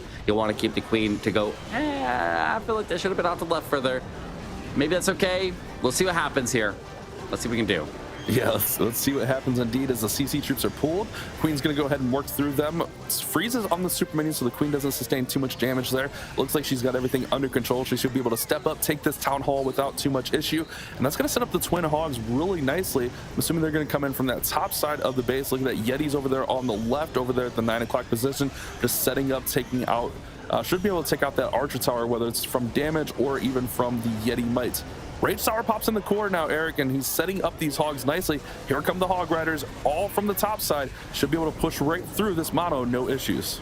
Seem to get the left side geared up Arch Tower under controller. He sees the problem, he identifies it, and he responds appropriately. Gets a couple extra Hogs into the Tesla to ghost in, and will make sure that the Hogs, the main force there, does not have to go backwards out of the base there and just keep them charging forward. But they didn't go directly forward there. They kind of skipped the artillery. The Queen is still in the area. She can potentially go handle it, and I like that she did stay on the side of those walls, but she does go down. But that's okay because the healers are safely transferring, and if they can just get to something that is going to benefit the last couple of defenses going down, that he can keep it under control there. Nice freeze, gets past the defensive Queen, and the World Champion steps through. Last line of defense, there is that defensive Grand Warden. He's got some force moving through, but it's quickly dwindling down, and here comes those healers, and the Hogs march through, or really just the Riders, and those healers are, it's getting dicey. No, he's fine. He's fine. You're fine. Guys, he had it under control the whole time. Yeah, The healers, for sure. The healers are just doing their thing there. Keep the Hogs, or keep the Super Riders, alive. I don't know what the official term to call them is. Super Hog Riders. It's Super Riders, yes. Super Hogs, Super Riders. Yeah. After they split into super of each. But Oscar Gonzalez gets the 3-star. Very nice attack. These two teams going back and forth, which means Omni will maintain their 18% advantage. And man, Underworld X had to be feeling really good after Panda's attack, but this was almost an equally impressive, if not equally impressive attack from Oscar Gonzalez, a veteran here in our scene, and he's getting it done here today. Absolutely. That's what they wanted to see.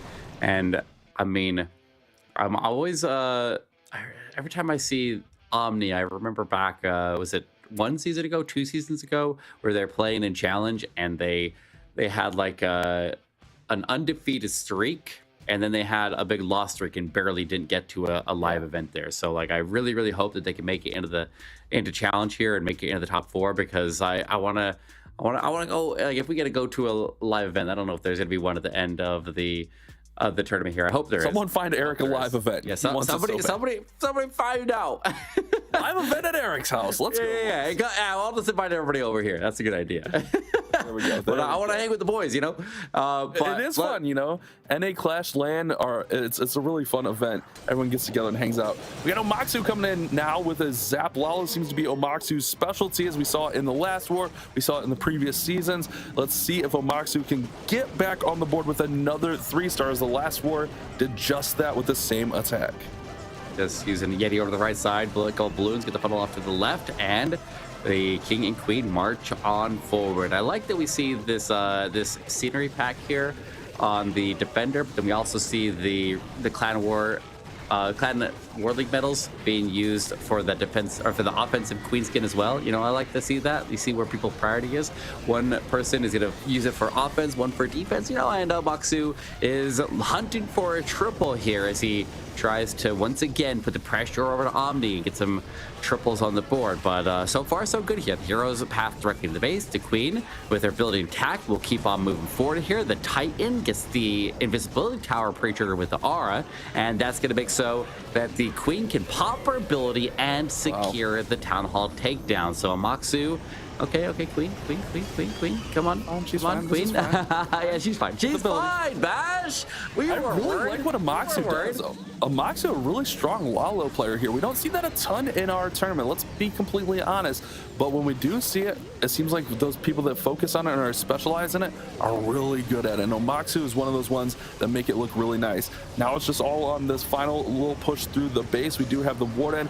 There is a few problem areas, so he's not out of the woods yet, but he's got a really nice setup to finish this one off. Look at that Stone Slammer coming from the top. Yeah, this is looking good, Eric.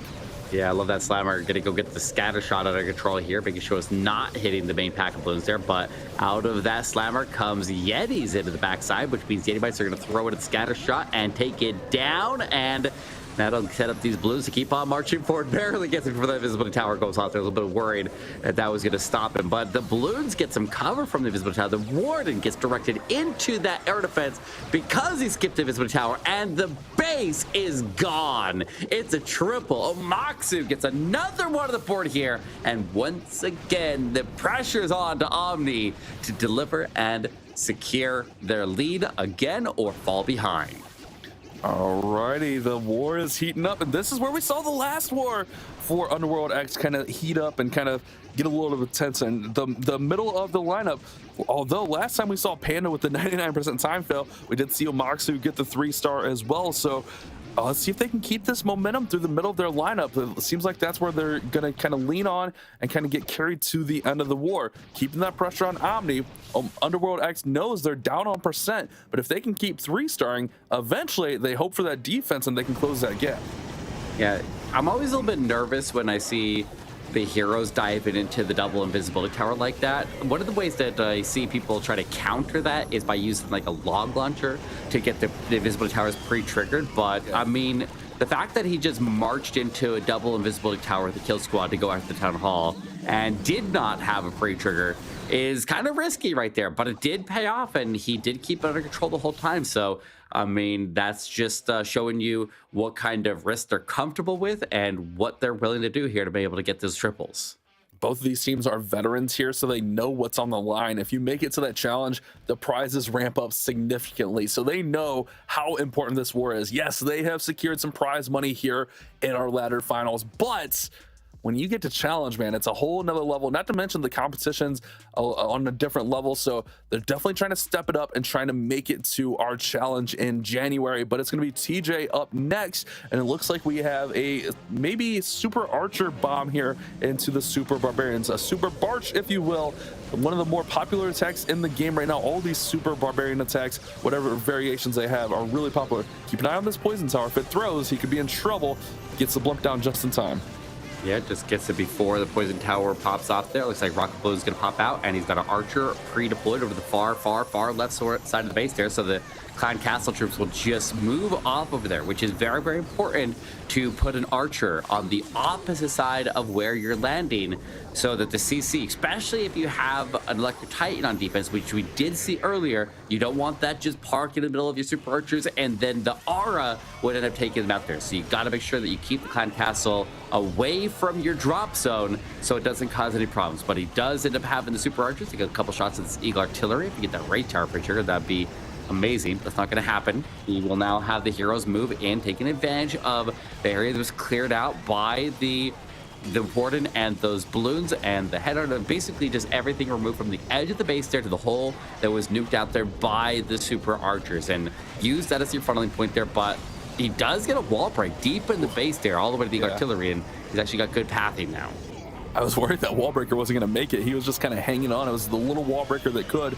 Royal Champion's going to join the party now. She's going to follow the heroes in. King did go to Phoenix, so King will fade out here in a few moments. So it's going to not have as much force behind it. That Rage Tower with the bows is just really, really nasty. Still quite a bit of base up and defending Royal Champion over there on the top side of the base as well. So this one is not out of the woods yet. And really, if they can hold TJ to a defense, this is what Underworld needs. They got the 3-star they needed, but they can also close the gap on percentage right here. And this one's starting to fade a little bit with a lot of base still up. I don't think this has got the gas to get through, Eric. Only 11 super barbs left. Still has to get through a multi-inferno and clear out that far right-hand corner. So he'll throw what he can down to try to get the world champion the support that she needs. The queen is still alive. She lost her unicorn, but at least she's going to be able to get some extra firepower there and get the cleanup moving a little bit faster. But the world champion's going to have to do all the heavy lifting here. He needs to put these super barbs directly into defenses on the outside and also tank for the world champion as well, because if there's any chance that this pulls through, it is all in the hands of this world champion. And with the Diggy still taking stuns, he's able to just disable a couple of defenses and then tank for others. And with Diggy going down, this one is also not gonna happen for TJ, and that means that Underworld X once again will have the lead here, and that's where they wanted to be. They got the triple when they needed to, and they get the defense, and they finally pull ahead. It is going to be a triple or an exchange of the lead, but the percentage advantage, I believe, is still going to be in Omni's favor here, with this one only being an 11% difference. They were up by 18, so they'll still have a 7 building advantage.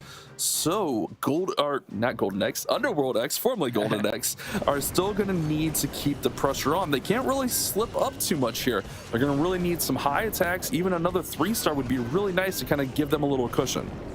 You know, I'm trying to figure out what he could have done differently there to make that go through, and I don't think there was a lot. Like, it just didn't seem to get the value he needed for the Superarcher bomb. Like, I don't know that there was any way that he could have played that much better than he did after the initial drop. And I mean, it looked like he did get good value out of the Superarcher. So I'm kind of surprised that one didn't move through stronger than it did. So I mean, solid attempt there, very, very solid attempt there. It was a good idea, but obviously sometimes the bases are just not going to let it happen, and a lot of that has to do with what kind of value the heroes can get, or what kind of access they can get as they move through. Because if they get slowed down, they get stalled up, then it causes problems. But once again, another anti 2-star base.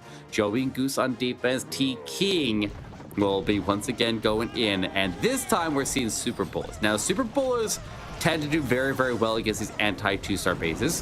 One of the biggest things that we're looking for here is what comes out of the defensive CC. You think that you would want to charge the Eagle Artillery, like Instinct says, get the Eagle Artillery down first, but typically against these bases, you want to charge the Clan Castle side of the base there as your priority, because you can take the Eagle Artillery strikes there, but if you have a triple Ice Golem come out and intercept your super bowlers, and you are in the very, very dense area of the core of the base there, then you do not want to get stalled right there. So it's better to charge the Clan Castle and fight it more towards the perimeter of the base there, and prevent your troops from getting stalled at the most critical point there was those Ray Stars start going off.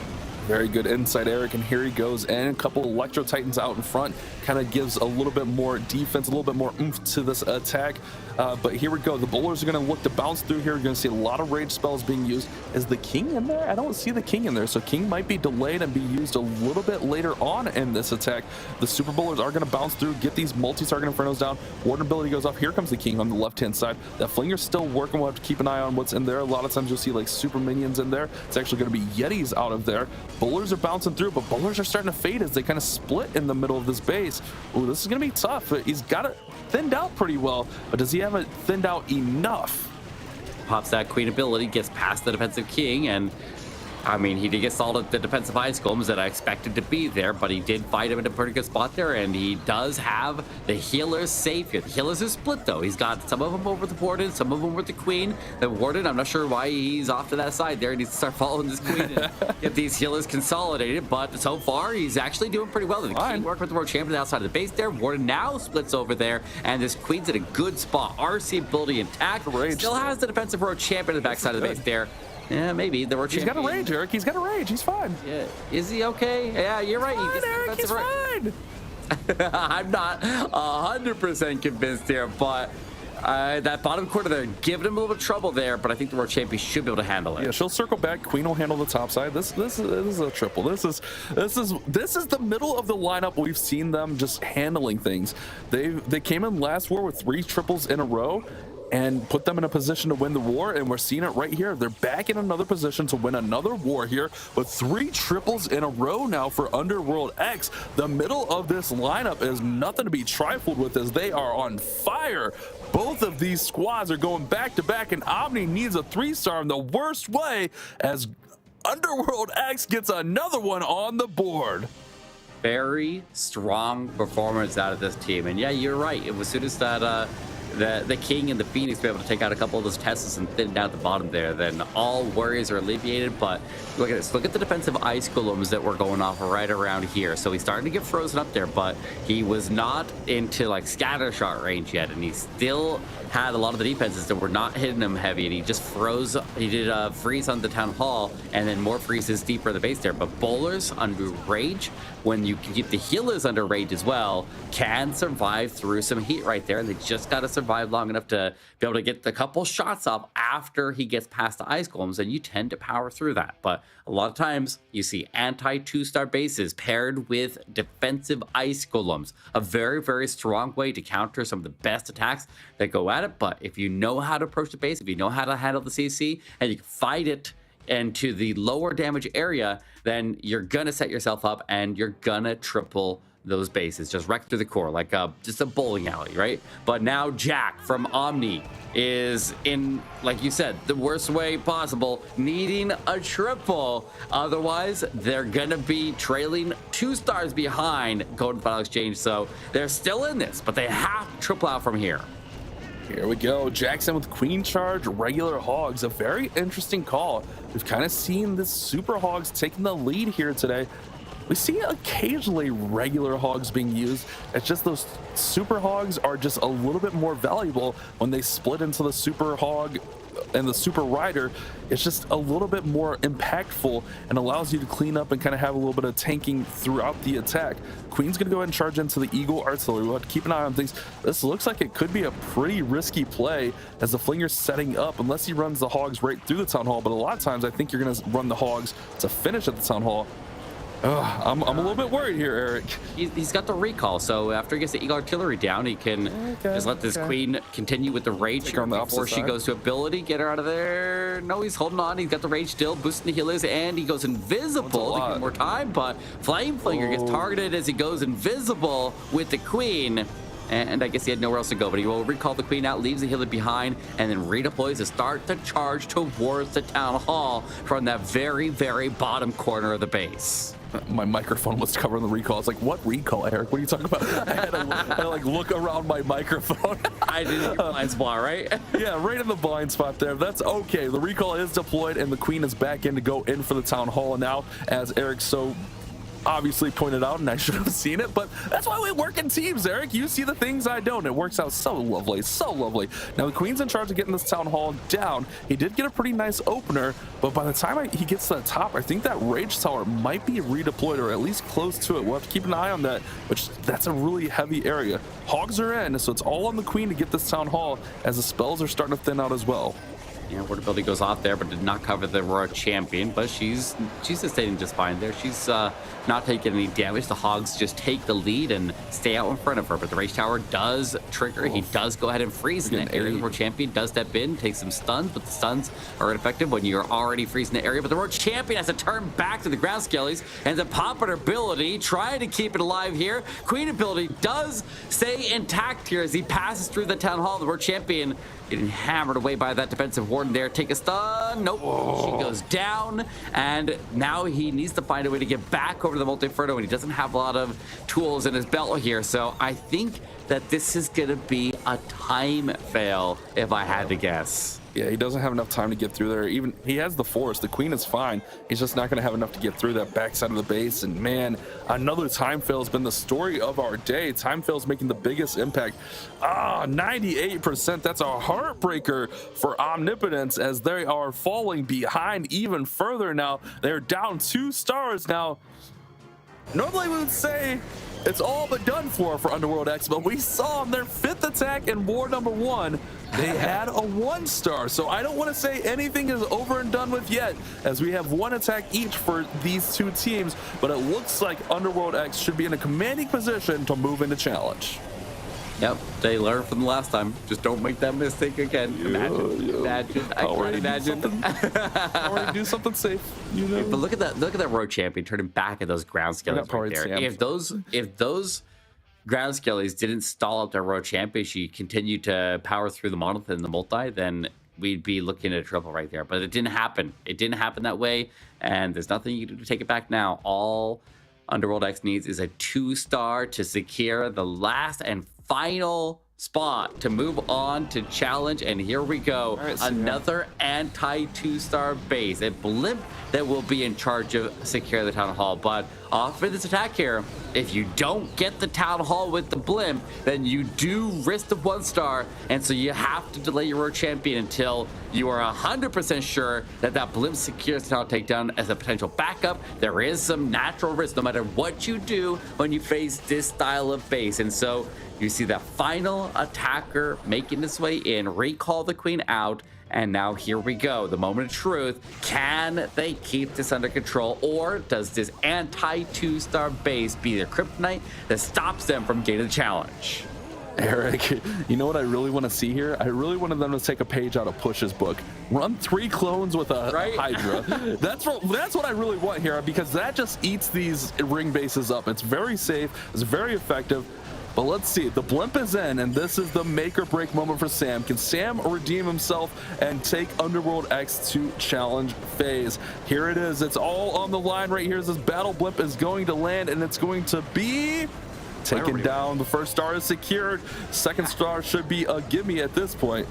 Yeah, you don't typically want the Titans, everybody go inside of the core there, but everybody went in. So yeah, he's gonna cross that line, cross the 50%, and there it is. 8 teams are now qualified to go into the Snapdragon Pro Series challenge phase and continue to play in the competition. Omnipotence is out. They played pretty well this war here, but a couple of just unlucky finishes made so they couldn't end up pulling through, and this one still isn't done. The world champion wrapping around, and the queen keeps on powering through the core of the base there, and with a couple of healers still alive and ticking, he's got a little bit of extra healing. Gets an expo down, he can get this multi bash. He's looking good here. Still got the RC ability. It's not just a triple, but it is 14 stars on the board as they claim that 8th seed. GG, good for Sam, redeeming himself here and getting his team in through.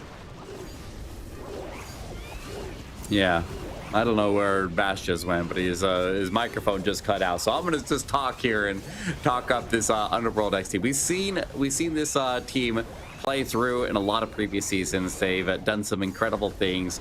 We haven't seen them into our top 4 in challenge in a while, so now they're gonna have that chance. They got the chance to be able to claim one of those top spots in North America. Very, very strong performance in this war here, and making up for that that last one in the upper bracket. They had to fight through that lower bracket. And let me remind you who they had to face in that lower bracket after they got knocked down. It was Dark Forest Gaming, who was another team that was stacked with a bunch of pro players. They are a very, very strong team in their own right, and Underworld X was able to power through them. They make it through Omni. Omni played pretty well here, and they still got an attack here, so we're going to see one more swing from them and see if they ever had a chance on the last attack here in the first place. But an interesting defensive strategy for running all anti 2-star bases, and that's something that you have seen a lot of teams do in the past, but it's a little bit it's like one of those things where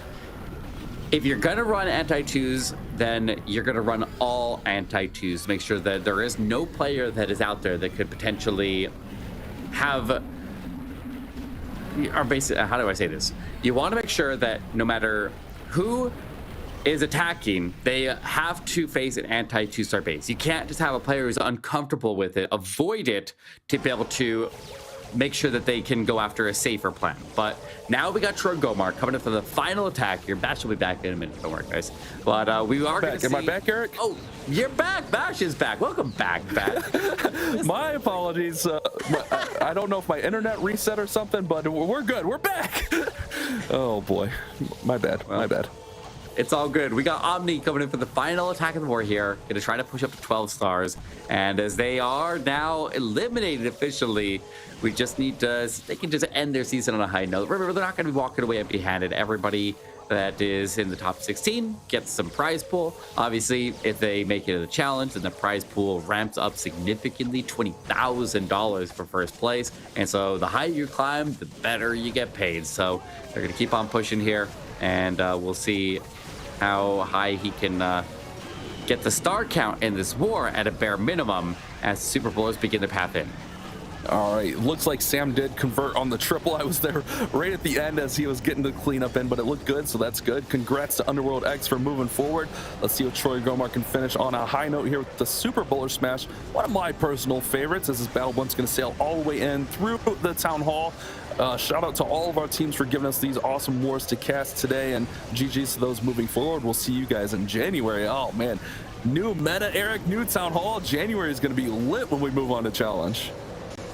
And also, I think, I guess we'll have to see how the defensive meta adjusts and adapts when we get to Town 16, and also the offensive meta.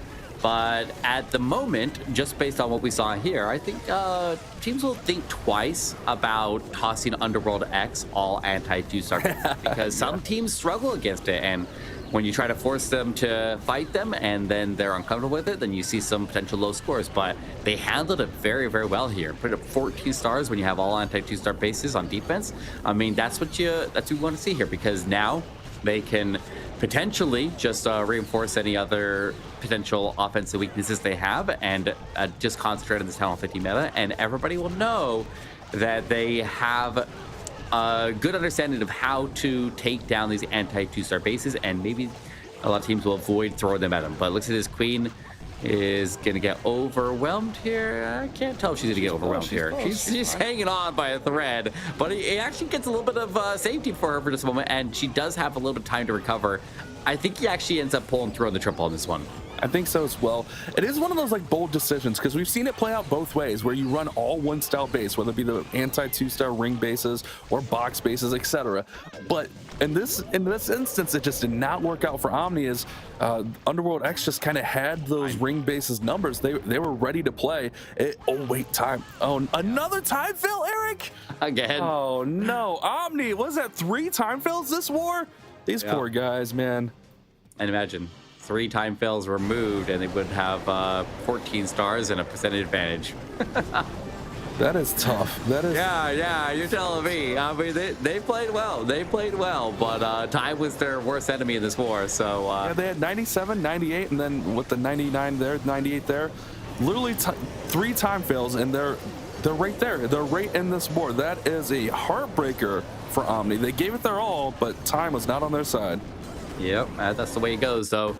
But now we have our 8 teams. So a little bit of a recap on which teams ended up making it through. So out of the 2 teams that qualified that got to skip the open ladder or open finals because they were the top of the ladder, you have United Gaming and KFC guys. So that's going to be the 2 teams that advanced first. Then we have the 4 teams out of the upper bracket, which were Push Canada, 50 Thieves, United Gaming Nebula, We Stay Active. And then out of the lower bracket, we have Underworld X and Method to Madness. So there we go. There's a graphic there to show it a little bit more in detail. So we have 8 teams moving to challenge. They will need to prep and go into Town 16 as they get there. But I mean, Falcone, that was a wild night of matches, and we had a good time with it. Honestly, what a tournament we have had this week. The 2 days of open finals have been brilliant. And again, I've got to just, for my personal highlight is the first couple matches tonight, because you two you popped off. Okay, you popped off. How about you, Bash? What's been your favorite moment of the week? I thought it was just a really good week of wars. I think NA Clash gets a pretty bad rap a lot of times, but I think a lot of these teams kind of stepped up and put up some pretty impressive numbers. Yeah, we had some sloppy wars, I'll be honest with you, but for the most part, like when we got down to the end of the line here, like we had some really impressive showings from these teams. We did. Yeah, exactly. I like to see that. You see The top teams tend to distinguish themselves again and again, and they do it again here one more time, and they just show that those handful of top teams in North America can play a very, very strong war and put up some serious scores. Absolutely, absolutely indeed. And of course, that is what the casters think, but I want to know what you watching at home think. Make sure you get in touch with us on Twitter or X, Instagram, and Facebook at ESL Mobile. Also, join in the conversation on Discord. Really let us know what you think. We would love to chat about the games, about the teams, about the wars with you guys. But that is just about going to wrap us up for the week. So I'm going to turn to you again one more time, casters. Do you have any final thoughts, Eric? I mean, definitely join the Discord there. I know a lot of people who are maybe wanting to get involved into Clash of Esports or any of the different games covered by the Snapdragon Pro Series, and you maybe don't have a team. So join the Discord, because it's a great way to connect with people. And then the season, all the teams are kind of scattered around there, restructure. You see a lot of them reform, and you might be able to just jump on if you go on the Discord and make some friends and start the conversation, and maybe get into one of these teams and get involved yourself. What a great recommendation. I love it. Thank you, Eric. How about you, Bash? Final thoughts? Yeah, I'm excited moving forward. Obviously, we had a good day of wars here, but I think when we come back to Challenge, it's literally going to be a whole new game as we move into Town Hall 16, a brand new meta. We'll have to see what Town Hall 16 brings, because no one knows yet. It could be a very interesting shakeup, whether we see a shift more to the offensive side or even more into the defense. So that's something we'll see as we move forward into these next couple months. What an exciting time for Clash of Clans. Well, that is our show for the week. From Eric, from Bash, from myself, from our whole production team, thank you so much for watching. We hope that you've enjoyed this as much as we have, and we'll see you again next time. Ain't got no time for no fear. I work too hard to get here. Ain't got no time for no fear. I work too hard to get here. I don't got the time, put me in, coach. I've been going hard, time to let it show. Everything raw, give it to me now. Let me have the spot, man, it's going down. Gotta get it here, I don't wanna wait. Take what I want, then I go train. Gotta get a win, I won't lose the game. This is my year, I ain't gonna break. Strap in, cause it's gonna be a long ride. Level, I will never settle, mind over matter, get the gold medal. On another level, I will never settle, mind over matter, get the gold medal. On another level, I will never settle, mind over matter, get the gold medal. On another level, I will never settle, mind over matter, get the gold medal.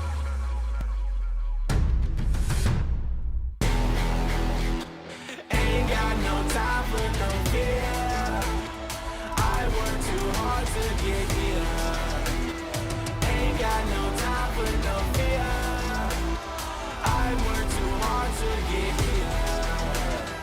Ain't got no time for no fear. I work too hard to get here. Ain't got no time for no fear. I work too hard to get here. Ain't got no time for no fear. I work too hard to get here. Snapdragon Pro Series, powered by Samsung Galaxy, is brought to you by Snapdragon Elite Gaming, Samsung Galaxy S23 Ultra, Monster Energy, and DHL.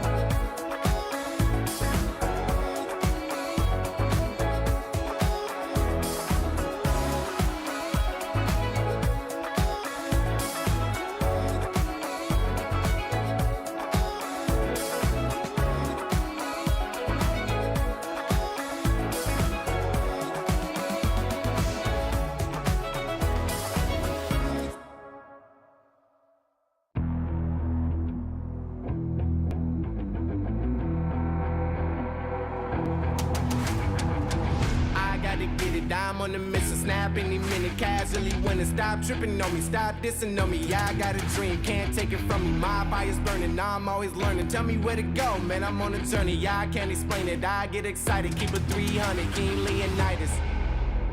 Strap in, cause it's gonna be a long ride. Working on me every single day and night. There comes a time when your worlds will collide. If it's holding you back, push it right to the side. Ain't got no time for no fear. I work too hard to get here. Ain't got no time for no fear. I work too hard to get here. I don't got the time, put me in, coach. I've been going hard, time to let it show. Everything raw, give it to me now. Let me have the spot, man, it's going down. Gotta get it here, I don't wanna wait. Take what I want, then I go train. Gotta get a win, I won't lose the game. This is Never settle, mind over matter, get the gold medal. On another level, I will never settle, mind over matter, get the gold medal. ain't got no time for no fear. I work too hard to get here.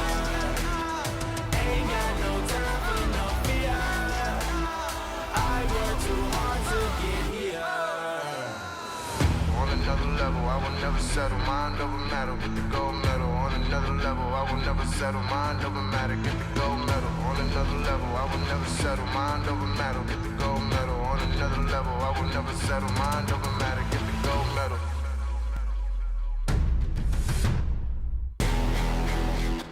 Ain't got no time for no fear. I work too hard to get here. Ain't got no time for no fear.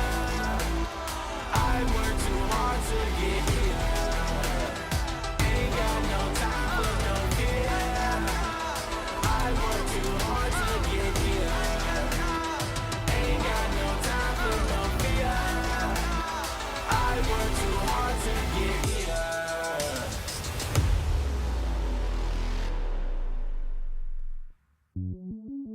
Welcome to the place where dreams come true, where everything you want can be yours, if and only if you're willing to work for them, you're willing to hurt for them, but most of all, you're willing to be first for them. Ha!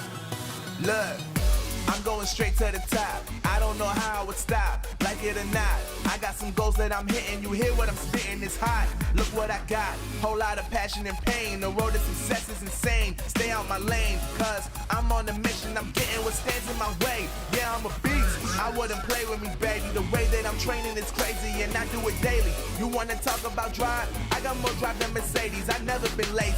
I'm in the room, it's a red alert. You wanna compete, well get better first. I got 10 toes in the dirt, push through the hurt just to show them my worth. I'm the best. Yeah, I'm the best. I never stress. I know what's next. I'm who they test, like we playing chess. But I'm unimpressed, so now let me flex. Ha, yeah, I'ma work through the struggle and hurt, cause I know my worth, and I gotta be first. Ha, yeah, I gotta be first. Look, I don't want anyone's sympathy. I understand what it's meant for me. I give my focus and energy. If it's meant to be, then it's meant to be. But mentally, I'm undefeated. They hear that and say I'm conceited. Like there's no reason. Like I don't beat them and come back again just to teach them that when you work under pressure, you reach higher measures. They'll try and bring you down, but you cannot let them, and only get better and focus on cheddar. Eye on the prize and you'll become a legend. Like, when I'm in the room, it's a red alert. You wanna compete, well get better first. I got 10 toes in the dirt, push through the hurt just to show them my worth. I'm the best. Yeah, I'm the best. I never stress. I know what's next. I'm who they test, like we playing chess. But I'm unimpressed, so now let me flex. Ha, yeah, I'ma work through the struggle and hurt, cause I know my worth, and I gotta be first. Ha, yeah, I gotta be first. They don't know what's gotten into me, how'd I turn pain into energy. Through all the struggle and hurt, remember my worth, and that's why I gotta be first.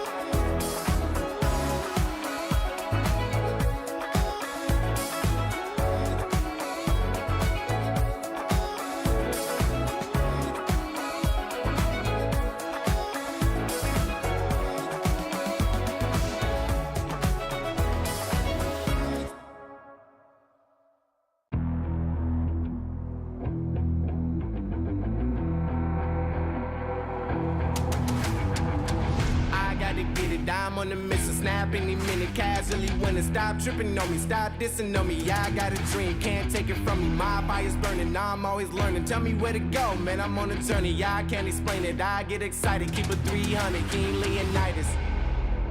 Strap in, cause it's gonna be a long ride. Working on me every single day and night. There comes a time when your worlds will collide. If it's holding you back, push it right to the side. Ain't got no time for no fear.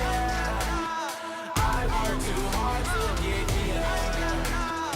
Ain't got no time for no fear. I work too hard to get here. I don't got the time, put me in, coach. I've been going hard, time to let it show. Everything raw, give it to me now. Let me have the spot, man, it's going down. Gotta get it here, I don't wanna wait. Take what I want, then I go train. Gotta get a win, I won't lose the game. This is my year, I ain't gonna break. Strap in, cause it's gonna be a long ride. Working on me every single day and night. There comes a time when your worlds will collide. If it's holding you back, push it right to the side. On another level, I will never settle. Mind over matter, get the gold medal. On another level, I will never settle. Mind over matter, get the gold medal. Ain't got no time for no fear. I work too hard to get here.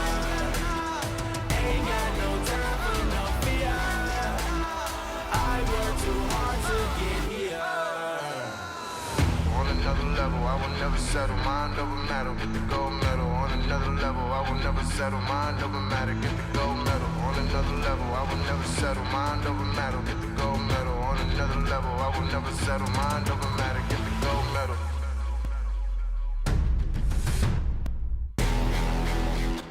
Ain't got no time for no fear. I work too hard to get here.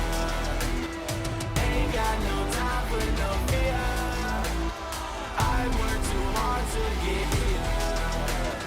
Ain't got no time for no fear. I work too hard to get here.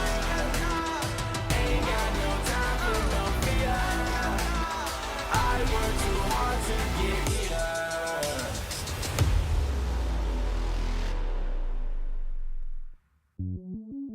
Welcome to the place where dreams come true. Where everything you want can be yours. If and only if you're willing to work for them. You're willing to hurt for them. But most of all, you're willing to be first for them. Ha! Look, I'm going straight to the top. I don't know how I would stop, like it or not. I got some goals that I'm hitting. You hear what I'm spitting, it's hot. Look what I got, whole lot of passion and pain. The road to success is insane. Stay out my lane, cause I'm on a mission. I'm getting what stands in my way. Yeah, I'm a beast, I wouldn't play with me, baby. The way that I'm training is crazy and I do it daily. You wanna talk about drive? I got more drive than Mercedes, I've never been lazy. I'm in the room, it's a red alert. You wanna compete, well get better first. I got 10 toes in the dirt, push through the hurt just to show them my worth. I'm the best. Yeah, I'm the best. I never stress. I know what's next. I'm who they test, like we playing chess. But I'm unimpressed, so now let me flex. Ha, yeah, I'ma work through the struggle and hurt, cause I know my worth, and I gotta be first. Ha, yeah, I gotta be first. Look, I don't want anyone's sympathy. I understand what is meant for me. I give my focus and energy. If it's meant to be, then it's meant to be. But mentally, I'm undefeated. They hear that and say I'm conceited. Like there's no reason. Like I don't beat them and come back again just to teach them that when you work under pressure, you reach higher measures. They'll try and bring you down, but you cannot let them, and only get better and focus on cheddar. Eye on the prize and you'll become a legend. Like, when I'm in the room, it's a red alert.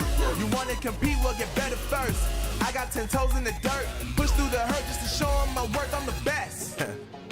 Yeah, I'm the best. I never stress. I know what's next. I'm who they test, like we playing chess. But I'm unimpressed, so now let me flex.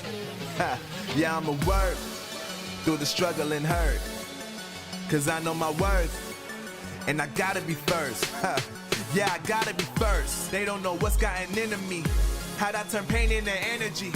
Through all the struggle and hurt, remember my worth, and that's why I gotta be first.